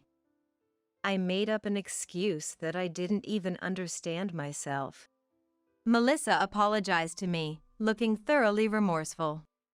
I quickly said to her, "It's okay, don't worry about it." "I'm sorry." Then, Eric returned to the hospital room with a happy face, holding a juice. Eric spent time on my bed, chatting about trivial things and laughing cheerfully. Melissa watched this with a complicated expression, but I told her in a small voice, "I'll be fine." After the two of them left the hospital room, I opened Where's Waldo in the suddenly quiet room. It's not that I particularly wanted to read it. It's not that I wanted to find Waldo, but I wanted to somehow sort out the indescribable feelings welling up in my heart. As I stared at the many people depicted in the picture book, my vision gradually blurred with tears, and I could no longer see anything. 3 days after being hospitalized, I was safely discharged. Robert, who managed to find time in his busy work schedule to pick me up on the day of my discharge, spent time with me with his usual gentle smile, so I spent the day as I always did. On weekday mornings, I make breakfast for him as usual and see him off at the entrance as usual. It's the start of the same daily routine as always, but beneath the surface of that life, my plan was beginning to take shape. The catalyst for the plan was William. He must have heard from Melissa that Robert might be cheating. He came while I was in the hospital and quietly expressed his anger. "Let's perplex Dad." I leaned forward with keen interest at my son's suggestion. Rather than being angry about being cheated on, I might have just wanted to confront him with the fact of his infidelity and fluster him. With William's cooperation, the plan to capture Robert's cheating scene properly was quietly underway. First, William consulted with a lawyer and hired a private investigator, resulting in obtaining photos of the cheating scene in a short period. In a detective agency located in a rental building in the bustling district, a dubious-looking elderly man handed me a file summarizing the investigation results. In the photos, Robert had his usual gentle smile, walking happily through town with a woman I didn't know. I had obtained that decisive evidence, but for some reason, I couldn't bring myself to blame him. I was certainly sad about being cheated on, but it's a fact that he has been working hard to earn money for the family. Is it right to focus on the infidelity part alone, neglecting the gratitude for that and putting the spotlight on our marriage up until now? If I confront him with the results of the infidelity investigation, and if it leads to divorce, what will happen to my life now? After leaving the office, I stood still in the crowded downtown area, feeling as if I had become lost. Even if I condemn my husband with the results of this infidelity investigation, what will happen to my life? With such uncertainty looming over me, I sit in front of my computer in the living room at home. My work as a writer consisted of small articles and columns, but perhaps because I had been doing it for a long time and gained trust, the requests never ceased. However, when I reread the completed articles and columns, I let out a big sigh. I don't think I have talent as a writer. I used to be good at weaving words together and creating works that touched readers' hearts. But lately, I feel like something is missing. I reread my past works and became anxious, wondering if my talent had disappeared somewhere. Am I emotionally weakened because my husband cheated on me? Even as I asked myself this question, I couldn't help but shake my head. It's not that I have changed. Surely, in the creative process, hardships and setbacks are necessary. When I first started working as a writer, it was so much fun. I was thrilled beyond words to put my thoughts into writing and have someone read them. Such enjoyable times can't last forever, and sometimes stagnation and trials will come. As I was pondering such thoughts, the house phone rang. It was from the detective I had hired for the infidelity investigation. I only vaguely remembered his face, but I recalled that he seemed suspicious. He quickly got to the point after a brief greeting. Did you read the last line? The detective said. I didn't read it very carefully. Since my assignment this time was an infidelity investigation, I thought it was unnecessary. But I happened to find an interesting fact. If you didn't know, Allison, I thought William wouldn't know either, so I casually included it in the document. I see. Given my profession, I've done a lot of infidelity investigations. You may not know this, but the behavior patterns of cheating men are almost always the same. I guess their brain structures are the same. But I could tell the detective was laughing happily over the phone. Your husband's behavior was odd from the first day of the investigation. Normally, my job would be to capture the scene of infidelity in a photograph, and that's it. However, I talked to the lawyer, and since it's the 10th anniversary of the office's establishment, I decided to provide some extra service. After hanging up the phone, I looked through the infidelity investigation materials again. I carefully read the contents written there and took a deep breath. Why? Now, the words my grandson Eric said to me are deeply etched in my heart. With those clear eyes, without any doubt, he asked me a straightforward question. Why do adults laugh when they're lonely? 1 month later, I told Robert that I was going on a trip with my son's family and smiled at him as he saw me off at the entrance of our home. Pulling a carry-on bag that wasn't very full, I headed towards the station. Without any particular destination in mind, I simply let myself be swayed by the train, gazing at the scenery visible from the window. When Robert and I were young, we always took the train for our dates. Until we got married, we didn't own a car and always met up at a coffee shop in front of the station that offered specialty teas. On the menu, the names of the tea leaves, such as Candy and Dimbula, were meticulously listed one by one. We always arrived 30 minutes before the appointed time, and Robert always drank mallow tea. Mallow is a hollyhock flower. When a thin slice of lemon placed beside the blue tea, the color of a southern sea, brewed in a heat-resistant glass, is lightly squeezed, it magically turns the tea pink. I quietly watched this sight. It's beautiful, he murmured, not referring to the beautifully colored mallow tea, but quietly gazing at me. I couldn't help but give a wry smile at his usual cliché line. Thinking about it now, we were a foolish couple, but I was certainly happy back then. Even though I should be frustrated and angry about Robert cheating on me, for some reason, what I remember is the mallow tea that Robert always drank back then. Without giving it much thought, I entered a random coffee shop. There was no mallow tea on the menu. I chose a menu item labeled black tea, without the names of the tea leaves listed, and as I sat down, I let my gaze wander over the strings of characters printed in the book I had brought, which my mind could hardly recognize as sentences at this point. For a long time, I spent my time like that. Feeling uncomfortable staying in the same coffee shop for too long, I hopped to 2 more coffee shops. Those shops didn't offer mallow tea either. I just wandered aimlessly, walking around the city, entering coffee shops that caught my eye. And I felt a little disappointed when I unconsciously searched for that name in the menu items and couldn't find it. The mallow tea in my memories, was starting to become a vague color in my recollection. As night fell, I returned home. I inserted the key into the keyhole as usual and headed towards the living room as usual. Sure enough, there were Robert and a woman. The two of them were speechless. They were frozen in surprise, as if time had stopped. Quiet classical music flowed from the built-in speakers, and there were stylish hors d'oeuvres placed on the table.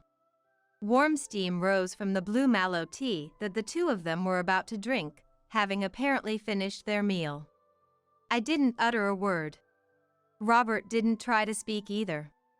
The gentle tones of the music spread throughout the living room, and a strange moment passed where we simply stared at each other. Eventually, William came in, making a rough noise, and when he spotted Robert, he let out an exaggerated sigh. Behind William, Melissa was also peeking in with an anxious expression. Hey! What kind of party is this? You don't mind if we join in too, right? Wait a minute. What are you trying to do, all of a sudden? As Robert stood up from the sofa, the woman next to him timidly grabbed his sleeve, looking frightened. She was a plain woman, about 12 years younger than me. She had unremarkable, delicate facial features. She wore light-colored jeans and a hoodie with a stretched-out neckline. Wearing hardly any makeup, she whispered in a reserved voice. That's not it. Our relationship is not what you all think it is. Oh, is that so? But we have evidence, like photos. William triumphantly held out the photos he had in front of the woman's face. They captured images of the two of them walking together, looking close, dining together, and so on. The woman averted her gaze from the photos shown to her and smiled faintly with a lonely expression. I'm not very successful, but I'm a stage actress. That's right. She's an actress, and as part of her character development, I'm providing acting guidance to help her gain experience in infidelity. Don't get the wrong idea. Caught off guard by the unexpected words stage actress, William and Melissa looked at each other. The woman calmly explained the circumstances up to this point. She admitted that she and Robert had indeed dined alone together in this house. They had also engaged in behavior that simulated dating in the city. However, she insisted that it was all part of her character development as an actress, and Robert was simply cooperating with her. There was certainly no definitive evidence that Robert and the woman were in a romantic relationship. But when I asked why Robert had to cooperate with such a thing, the woman, who had seemed plain until now, suddenly looked at me with an alluring expression. That's because he was lonely, wasn't it? Lonely? Robert said that Allison is always going on trips and doesn't properly face him. He's busy with work, so he doesn't have time to be with her. I know that whenever I, who usually works remotely, mention going on a trip, Robert takes advantage of the opportunity to invite women over to our home and indulge himself. I also know that he told me he was staying at the company for work, but he was actually meeting with women. Everything Robert says about the company being busy is a complete lie. I know that he actually finishes work on time but spends his nights out late. I know that my kind husband's smiles are all lies. But if I denounce everything as a lie right here and now, everything will fall apart and disappear. Like a soap bubble, it will burst and vanish. The mallow tea I drank with him at the coffee shop was like magic, it was so beautiful. Have I been under a spell since I met him back then? If I were to leave this place now with a forced smile, saying something like, "So that's how it was. I'm sorry for the misunderstanding," it would be like publicly acknowledging his infidelity. As I struggled to find the right words to say, Melissa put her arm around my shoulder from the side. "Allison, it's okay. Don't hold back." When people are lonely or sad, they don't force themselves to smile. People who display the opposite emotions of what they feel are usually liars. At Melissa's words, which likely had no basis, I couldn't help but laugh. That's right. That's true. When people are lonely, they don't laugh. I can't imagine continuing to live with a husband who justifies his actions to fill the gaps in his heart because he's lonely, and spends his days with a self-righteous smile. This is fine. All this time, I've been pretending to be fooled by Robert's kind smile. I've been playing the role of a foolish wife. Maybe I was deceiving myself, thinking that I couldn't go on living if I didn't do that. I had been a housewife for so long, dabbling in hobbies masquerading as jobs, that I had grown too accustomed to the lukewarm comfort of my life, almost forgetting what I truly wanted for myself. The future where I could earnestly write and publish articles about the things I discovered during my travels, and have someone read them. I should start considering that more seriously. Turning away from my always calm and kind husband, I knew I had to become independent. I could no longer believe his lies. Robert! I'm leaving you. I keep telling you, it's a misunderstanding. I'm just helping her rehearse her play. There's no evidence of an affair. And I can't afford any compensation. Sure, there might not be enough evidence for a lawsuit to demand compensation. But William and Melissa will support me. And I doubt our relatives will side with you given the circumstances. Robert gave a wry smile and ran a hand through his hair, as if admitting defeat. I suddenly produced the documents investigated by the detective, pointing to the relevant details. Robert's eyes followed my finger to the specified part, and his thin smile finally disappeared, his face turning pale. Although it wasn't related to the infidelity investigation, the detective had found that Robert's savings exceeded $1 million. You won the lottery a year ago. Congratulations. $1 million is quite something. No. You've been leaving work on time every day and taking a lot of paid leave. Did you think having money would keep you safe if your affair was discovered? I glared harshly at the woman involved with him. Even in a normal divorce, I would get at least $500,000. If you don't admit to the affair, I'll spend whatever it takes to win in court. But if you admit to the affair now, I'll only claim compensation from him. After all, you were just after his money, weren't you? The woman hesitated for a moment, then nodded slightly, looking down. William and Melissa seemed unable to grasp the rapid turn of events. In short, I was leaving Robert, it's as simple as that. The divorce was finalized without incident, and compensation was paid.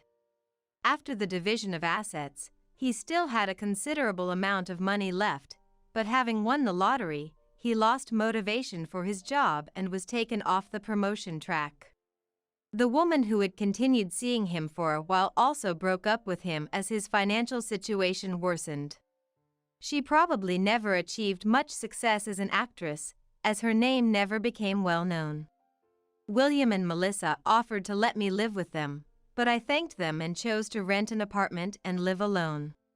Are you sure you don't want to live with us? I have plenty of money now, and I'm going to travel freely and explore the country. I resolved to live my life to the fullest from now on. It's my life, after all. I don't want to live by watching someone else's expressions or ignoring lies I can see right through. From now on, I will express what I think clearly to those around me. Now, I'm enjoying my work as a travel writer, a dream I had given up on while doing housework and raising children. Every time I read replies and support emails from readers, or messages saying they traveled to the same places I did, my heart, once blue, transforms like mallow tea with a touch of lemon, clear and warm, with a hint of tartness. Look at that broke company trying to act big. $300 in the bank. What a big joke. I'm here to withdraw $15 million. When I said that at the major bank, they looked down on me like I was some poor, insignificant business. The banker who served me this time had harassed me in the past too. I couldn't take it anymore. I decided I would give her a taste of hell and make her regret ever crossing me. My name is Letty Blythe. I'm 45 years old this year.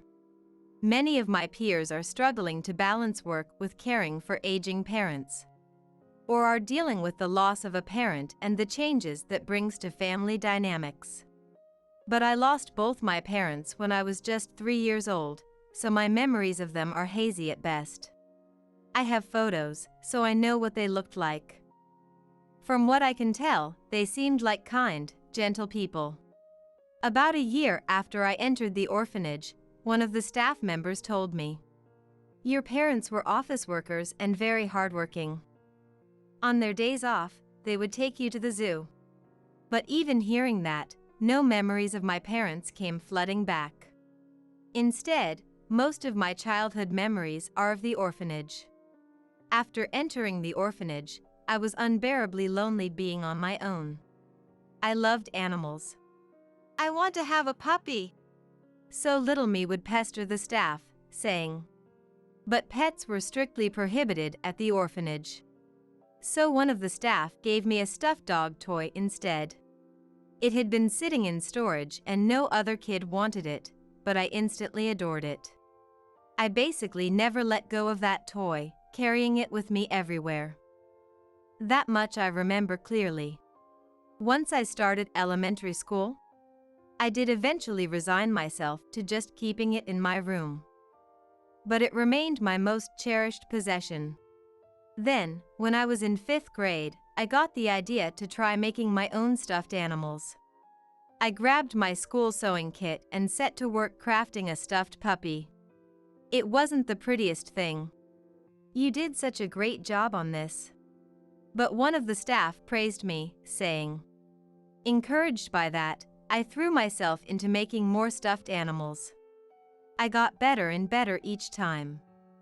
By high school, I was so obsessed that I joined the handicrafts club. In my senior year, I won an award at a crafting competition.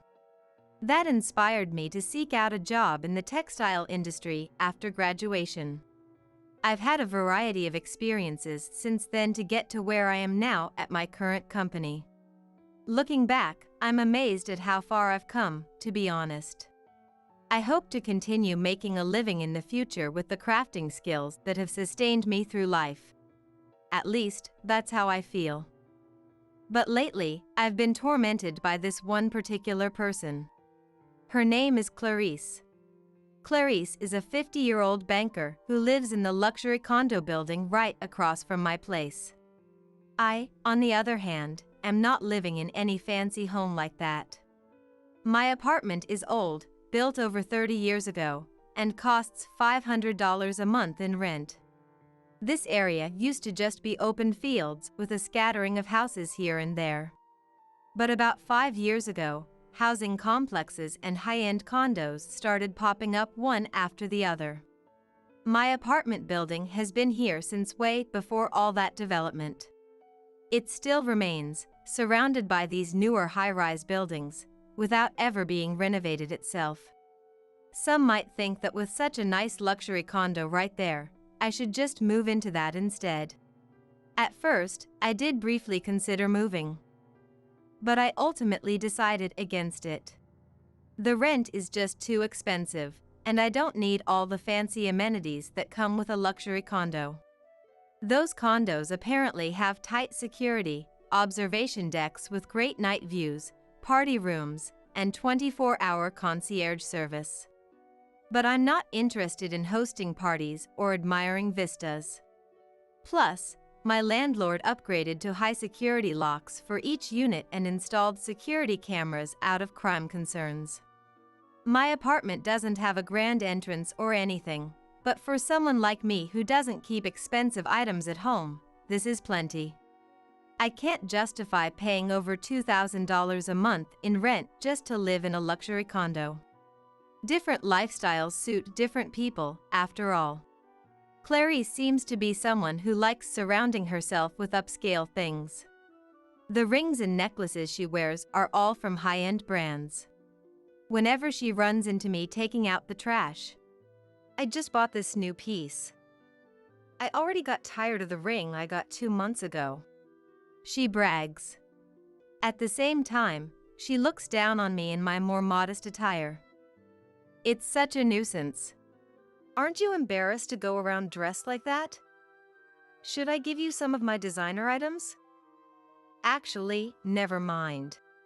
She made fun of me like this just last week. It was infuriating. On top of that, she knows my unit number. She probably saw me coming and going from my apartment by chance. Because of that, I had an exquisite French meal today. Ah, it was so delicious. she occasionally shows up at my door to boast. All I want is to relax at home, but having to listen to her insipid bragging ruins that. And she doesn't leave after 5 or 10 minutes.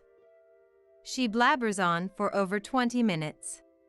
When I saw that ring, I couldn't help but exclaim, "This is my destiny ring." Not destiny partner, destiny ring. Life can be funny like that, you know. She gets all worked up like this, talking in an overly loud, emotional voice. It bothers the neighbors. The walls in my apartment are thin, so if you're even a little loud, everyone can hear it. Excuse me, there are other residents here too, so could you please keep your voice down a bit? Also, it's already 8 p.m. and I'd like to eat dinner. Even when I say this, she pays me no mind. I'm graciously sharing my superior knowledge with you, and this is how you act. Should I tell you about the necklace I'm wearing right now too? She says ridiculous things like this, completely unwilling to listen. The other day, my next-door neighbor Maurice got fed up. Hey! You're being too damn loud. Can't you see Letty doesn't want you here? And angrily came over. Seeing the intimidating Maurice, Clarice's face filled with fear. I am so sorry. She let out a shriek and then fled at full speed. I felt relieved. Heh, that was nothing. We neighbors gotta look out for each other. But what's the deal with you and her? Well, actually, I gave him a quick rundown about her. Ah, she's one of those luxury condo people. Bit of a local celebrity, huh? But why is she so fixated on you? It's not like neighbors get that close these days. So here's the thing. I could understand his confusion. It's extremely rare for someone to be this persistent in harassing a neighbor just for seeming poor. The reason things have escalated to this point is because I had a run-in with her in the past. It was about 6 months ago. I had business at a major bank branch, so I stopped by the teller window. The teller who assisted me that time was none other than her. She greeted me. Hello. But I got the distinct feeling she was looking at me with a condescending gaze. However, I hesitated to point that out to a bank employee I was meeting for the first time. I figured I was probably imagining it, so I started to tell her what I needed. I have a 1 p.m. meeting scheduled with the branch manager. I'm Letty Blythe. I was told to let the front desk know and I would be shown to the conference room. I didn't think I said anything strange, but Clarice suddenly blew up at me. Huh. Don't you lie to me. Ms. Blythe already arrived a long time ago. What? I was at a total loss, getting scolded like that out of nowhere. I mean, I wasn't lying at all. Flustered, I checked my schedule book, wondering if I had the date or time wrong. But no, I didn't. Could you please double check? I should have a meeting scheduled in the conference room at this time. I politely repeated my request, but she still refused to listen. I'm telling you. You're just a fake one, aren't you? Enough with the lies, tell me the truth already. No, I am the real one. I had important business to attend to, so I couldn't just say okay then and leave. I even showed my ID, but she claimed that was fake too and refused to believe me at all. As I wondered what to do, the branch manager, having heard the commotion, came running over. I am so sorry, Ms. Blythe. Right this way to the conference room. He escorted me, so it worked out somehow. Later, I heard from the branch manager that a completely different person also named Blythe had a meeting scheduled with him from 12 p.m. that day. Clarice had been aware of that other Blythe, but had completely forgotten about my existence, apparently. After my discussion with the branch manager concluded, I sincerely apologize for the misunderstanding. she did apologize to me, but with a sullen look on her face. It didn't seem like she was truly remorseful, so my frustration wasn't entirely resolved. However, it would be pointless to expect a heartfelt apology from someone who gets that angry at a stranger over a misunderstanding. I came to terms with that and let it go. But then, a week later, as I was taking out the morning trash, Clarice came dashing out of the luxury condo across the street, eyes sparkling. I remember my body going stiff with fear. Can I help you? I live in this condo building. So you live in that apartment over there, huh? Turns out we're neighbors. Hearing that, I felt like I might faint. Sensing she was up to something, Clarice then said the most outrageous thing.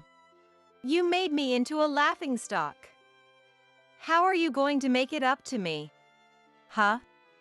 Because of me. The root cause was her misunderstanding in the first place, so her resentment was completely misdirected. The branch manager scolded me, and regular customers said I was scary. It's all your fault. She glared at me with a look of bitter resentment, like a demon. From then on, she apparently saw me as her sworn enemy. She harasses me every chance she gets. It's a huge nuisance. I considered moving, but she only stops by 2 to 3 times a month at most. Factoring in the cheap rent and all, moving just because of her felt like a waste. Clarice herself seems to be keeping things to a level where I won't report her to the bank or be driven to move. I finally found a good little prey. I'm going to have so much fun tormenting you. She said creepy things like that with a grin. Some people might think it's better to move in that case. However, I had heard certain rumors about her and the luxury condos. Even Maurice. She's a real piece of work, targeting you like that. But I reckon you only gotta put up with it a bit longer. Might as well wait and see how it plays out. After hearing the whole story from me, said, still, trouble has a way of striking without mercy. I had another errand that took me to the major bank branch. As my bad luck would have it, Clarice was at the teller window. I instinctively wanted to leave, but it couldn't be helped. With an unpleasant smirk, please have a seat and wait. We'll call you when your number is up.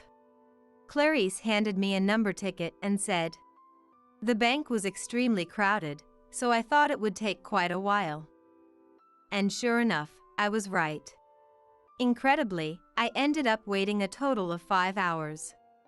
I tried to kill time by working on my tablet and, with permission, going out to do some shopping partway through. But it was simply far too long. Thank you for waiting for so long. She called for me with a smile, and I realized she had deliberately made me wait until the very end. However, pursuing the matter would be pointless since she clearly wouldn't apologize. And it would be a hassle to make a big scene at the teller window. Swallowing my frustration, I said, I'd like to withdraw $15 million. It's quite a large sum, but I notified the bank I would be withdrawing it today. Please process the transaction. Even I realized the amount I stated was rather unrealistic, but Clarice gave me a condescending look. A broke little company like yours is gonna try that? You've only got $300 in your account. What a load of hot air. Huh? $300 in my account? That can't be right. What on earth is she talking about? Excuse me, but I think you must be mistaken again. I'm quite certain I'm scheduled to withdraw $15 million today. Please double-check your records carefully. I implored her, but Clarice wouldn't listen. I'm not falling for some broke person's excuses. Go on, shoo! Get out of here! Wait a minute. Can I please speak to a different teller? Realizing she was a lost cause, I tried to seek help from someone else. But we only have trainees working today, and the branch manager is out. For someone spouting nonsense about $15 million, I'm the only one who can deal with you. She insisted. Indeed, the other bank employees were all young and giving me troubled looks. Don't you dare get involved, she told them forcefully. This person is just trying to pin her own mistake on me. She's actually the CEO of some broke company with only $300 in its account. With their colleague Clarice asserting this so strongly, truly no one else stepped in to help. As I wondered what to do, she said, Go on, don't just stand there in silence. Leave. I don't want to look at some poor, compulsive liar. She actually tried to force me out. The people around me were giving me cold stares too. I realized I wouldn't get any support if I stayed there any longer. I decided to leave for the time being, but I couldn't take it anymore. I could feel the intense anger heating up my entire body. And so, I vowed to give her the full wrath of hell. The next day, as I returned to my office from the conference room during my lunch break, I casually glanced at my smartphone. I had accidentally left it behind and wanted to check if I had gotten any calls. To my surprise, there were over 30 missed calls, all coming in after 11 a.m. It was the bank trying to reach me. Figuring it must be about yesterday's incident, I immediately called them back. Then, I am so sorry about yesterday. I heard the voice of Clarice, now completely flustered and apologetic. I want to properly apologize to you in person, so please come to the bank. Understood. I'll head over right away. Luckily, I didn't have any afternoon appointments. I scarfed down my lunch and made a beeline for the bank. There I found a pale-faced Clarice and the branch manager. We are terribly sorry for yesterday. Please, right this way to the conference room. The branch manager showed me in, and we entered the conference room. As soon as I sat down, Clarice launched into a frantic apology. I am extremely sorry. To think I made the same misunderstanding again. I knew it. So who did you confuse me with this time? Hearing the details, it turns out the other Blythe she had mistaken me for before was involved again. Apparently that Blythe is the CEO of a company in such dire financial straits that it's on the verge of bankruptcy. That Mr. Blythe seemed so poor, with only about $300 in his account. I mixed him up with you.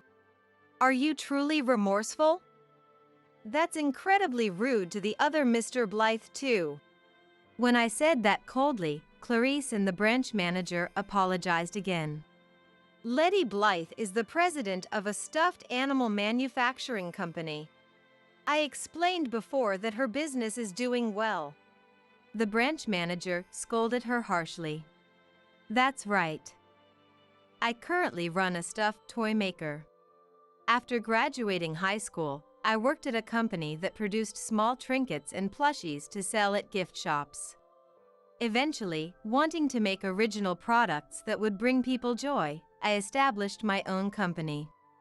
I chose to focus on stuffed animals because I've had an attachment to them since I was little. I hope that, like they did for me, stuffed toys can provide comfort to children who need it. By the way, the reason I needed to withdraw $15 million was due to various factors like transferring some funds to accounts at other banks and renovating our manufacturing plant. Even during the meeting that led to Clarice developing a grudge against me, I had discussed this matter. Since such a large sum of money was involved, I wanted to clearly explain the reasons for the withdrawal. Still, that was a terrible misunderstanding. How could you get it so wrong? Well, since you live in that dirty, old apartment building, I just assumed your business must not be doing well. Instead of simply apologizing, she said unnecessary things. My company isn't that large, and I try not to be too extravagant for the sake of the future. It's not good to look down on people based on where they live. When I said that in an irritated tone, the branch manager apologized again. I am truly sorry for Clarice's behavior. She will be fired, so. Yes. I hope you can forgive me in light of that. Clarice also apologized repeatedly with a desperate look on her face. Is it because of the mistakes this time and last time? Or was it discovered that you were harassing me near my home? Harassing? Why would she say such an unnecessary thing? It seemed they hadn't heard about that part, so I told them everything as payback. The branch manager. I don't even know how to apologize. Stop bothering Ms. Blythe immediately. Lectured her. Yes. I won't interact with her anymore, so please forgive me. Seeing Clarice drenched in nervous sweat and looking completely haggard, I felt a bit of catharsis. Incidentally, the reasons for her firing were habitual negligence of duties and bullying of colleagues. I later heard her warnings to the juniors not to get involved were simply because she wanted to be intimidating and throw her weight around. My incident was apparently the decisive factor in her termination. The bank is probably better off without someone like her. And so, she was officially fired sometime after that. 1 week later, at night. I got home late from work, arriving by taxi around midnight. Just then, I saw a woman with a suitcase and backpack emerge from the luxury condo across the street. Even from a distance, I could tell it was Clarice. But despite the late hour, she was wearing sunglasses. Because of that, she didn't seem to see in front of her very well. As she descended the stairs near the entrance, she took a hard tumble. The sight of her rolling down with her suitcase was quite comical. I couldn't help but laugh. The night was quiet, so even a small sound carried. Clarice seemed to notice me. She took off her sunglasses and marched over. Hey, what are you laughing at? Sorry, it was just funny seeing you fall like that. When I answered her honestly, Clarice's face turned red. Don't laugh at other people's misfortunes. Instead of hanging out so late at night, hurry up and go home. I can't help it, I was working. More importantly, Clarice, what are you doing with sunglasses and so much luggage this late? Where are you going? When I sharply questioned her. Oh, I'm just going on a little trip. She made a strained excuse. You're clearly flustered. There's no public transportation running in the middle of the night like this. Rather than a trip, this has more of a midnight run vibe. It's not a midnight run. I'm just moving out. She hastily denied it, but it must have been close to 3 a.m. No one moves out at this hour. You must have some incriminating circumstances and don't want to be seen leaving. How can you read my mind like that?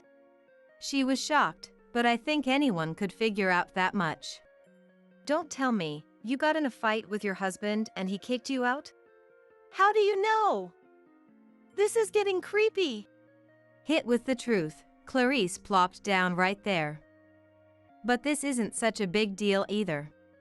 You'd argue with your husband sometimes, right? I saw you yelling near the entrance many times. Indeed, living across the way, I inevitably catch glimpses of the luxury condo residents from time to time.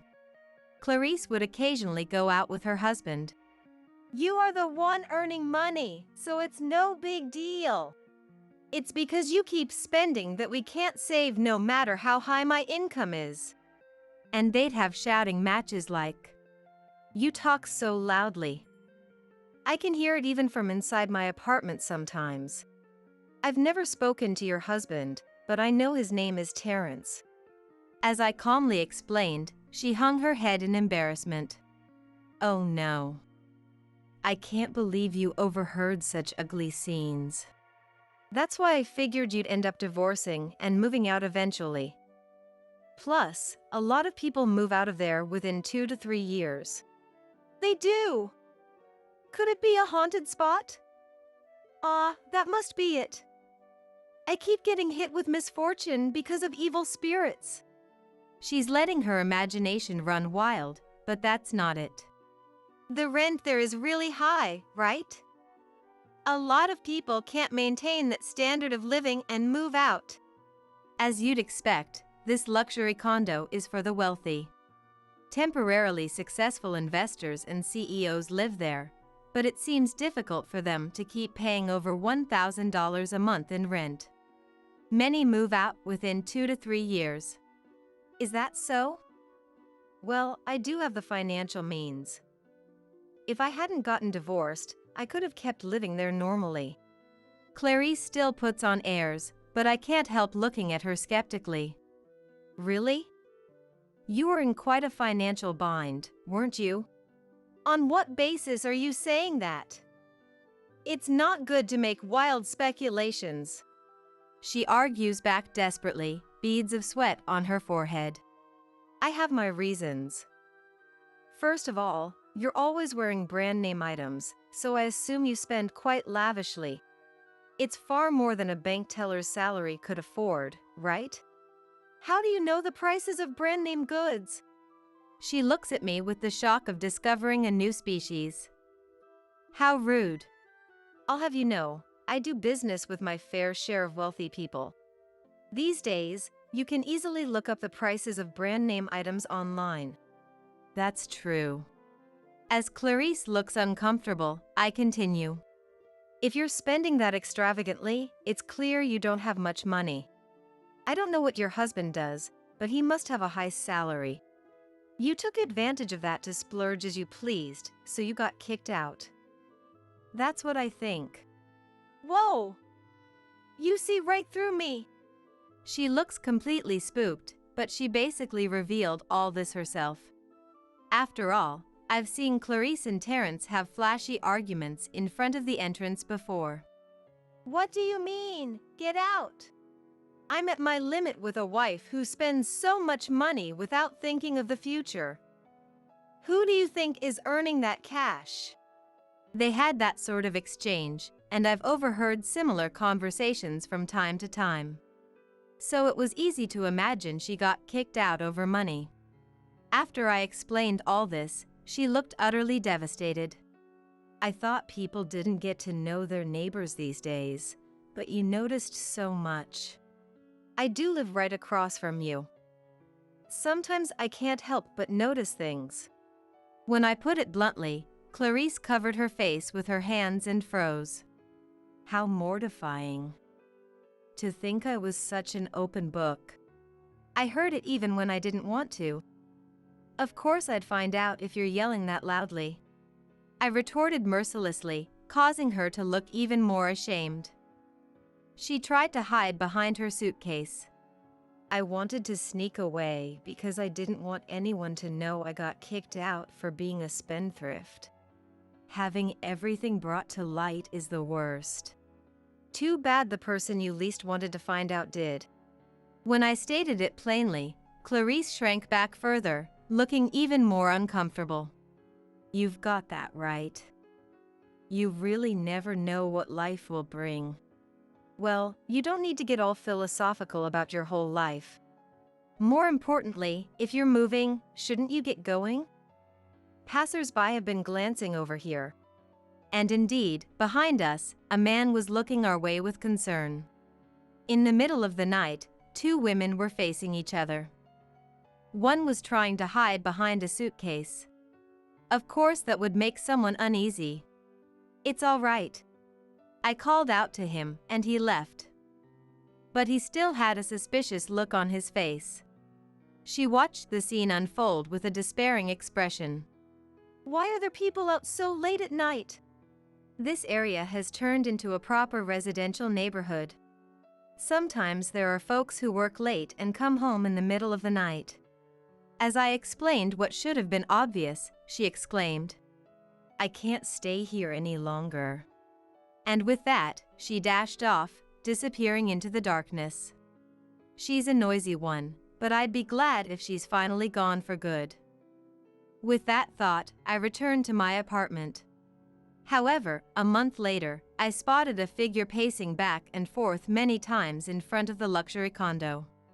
As soon as that figure saw me, they approached. "Clarice, is that you?" Indeed, it was none other than Clarice, who I thought had left for good. I had gone for a walk to enjoy the nice weather and was returning in high spirits, but now that was ruined. Actually, I did move out of this luxury condo, but I couldn't find a new job. So I thought I'd somehow get my husband to take care of me again and came here. In the end, you're still relying on your husband, huh? Well, good luck persuading him then. I let out an exasperated sigh and tried to leave, but Clarice stood in front of me. The truth is, my attempt at persuasion already failed. I was walking around wondering what to do when I ran into you.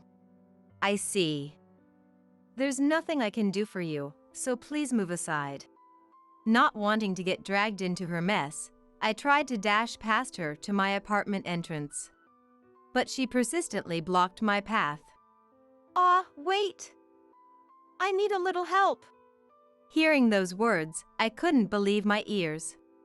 Did you forget what happened between us? Take a good look at your own actions. I know it's an unreasonable request. I'm not asking because I think there's a high chance. I'm betting on a slim possibility here. Why do you think there's even a possibility? I have zero intention of helping you, I said coldly, trying to hurry into my unit. How cruel. But then she started to cry. It's humiliating for me too, you know. And yet, to say you don't want to help, you must have lost all sense of human compassion. Are you saying it's my fault? Do whatever you want. She talks as if acknowledging her own wrongs, but then says I've lost all sense of human compassion. It's clear she hasn't reflected at all. Dealing with someone like this is just a waste of time. Fed up, I pushed her aside and climbed the stairs. Wait! You're really abandoning me! She let out a loud cry and chased after me. But at that moment, Shut up! How many times do I have to tell you? Maurice came bursting out of his apartment. As if on cue, two other residents also emerged. I was taking a nap, and now I'm wide awake. You're that person who made a ruckus sometimes, right? Letty said you moved out, so why are you back? Bombarded with remarks like these, Clarice froze in shock. You don't have to say all that out of nowhere. No, that's not it. We've been bothered by your yelling for ages. We have a right to complain. Maurice angrily gave her a scary look, causing Clarice to cower. I suppose so. Still, you neighbors sure are close. This apartment building is pretty old. Some people have lived here for over a decade. The residents have known each other a long time. It's a rare apartment complex these days with such a tight-knit community. As I explained in a cold, matter-of-fact tone, Maurice and the two other residents closed in on Clarice. Get out! They said in a voice that seemed to rumble from the depths of the earth. Even Clarice realized this was bad news. I'm so sorry. Her body trembling, she fled. Don't you ever come back. I yelled after her, retreating back. Perhaps thanks to the power of this neighborhood watch, Clarice stopped showing her face around the apartment. I didn't know what happened to Clarice after that, but I found out by chance when I went on a business trip. I entered a restaurant to have lunch, and there she was, working as an employee. Seeing me must have really thrown her off. Why are you here? Because she screamed. Of course, the male manager scolded her. But she seemed to have completely lost her composure. She dropped a glass of water, knocked over a salad. Mistakes left and right. I'm terribly sorry. She apologized over and over. You're completely incompetent. You're fired. But the manager berated her. The light may never shine on Clarice's life again. I couldn't shake the feeling. As for me, I'm still running my company to this day, steadily growing the business. A stuffed animal we recently released is selling well. I'm grateful we've entered mass production. I'm getting messages of thanks from children across the country, which makes me glad I chose this line of work. My relationships with the apartment residents are still good too. We often remark how nice it is that things have become peaceful. I'm so happy to be able to spend ordinary days without incident. Clarice was a real nuisance, but she taught me just how precious a mundane everyday life is. In any case, I'm fortunate to have found the best possible home. I want to live with a sense of gratitude for that. With such thoughts in mind, I'm working hard again today.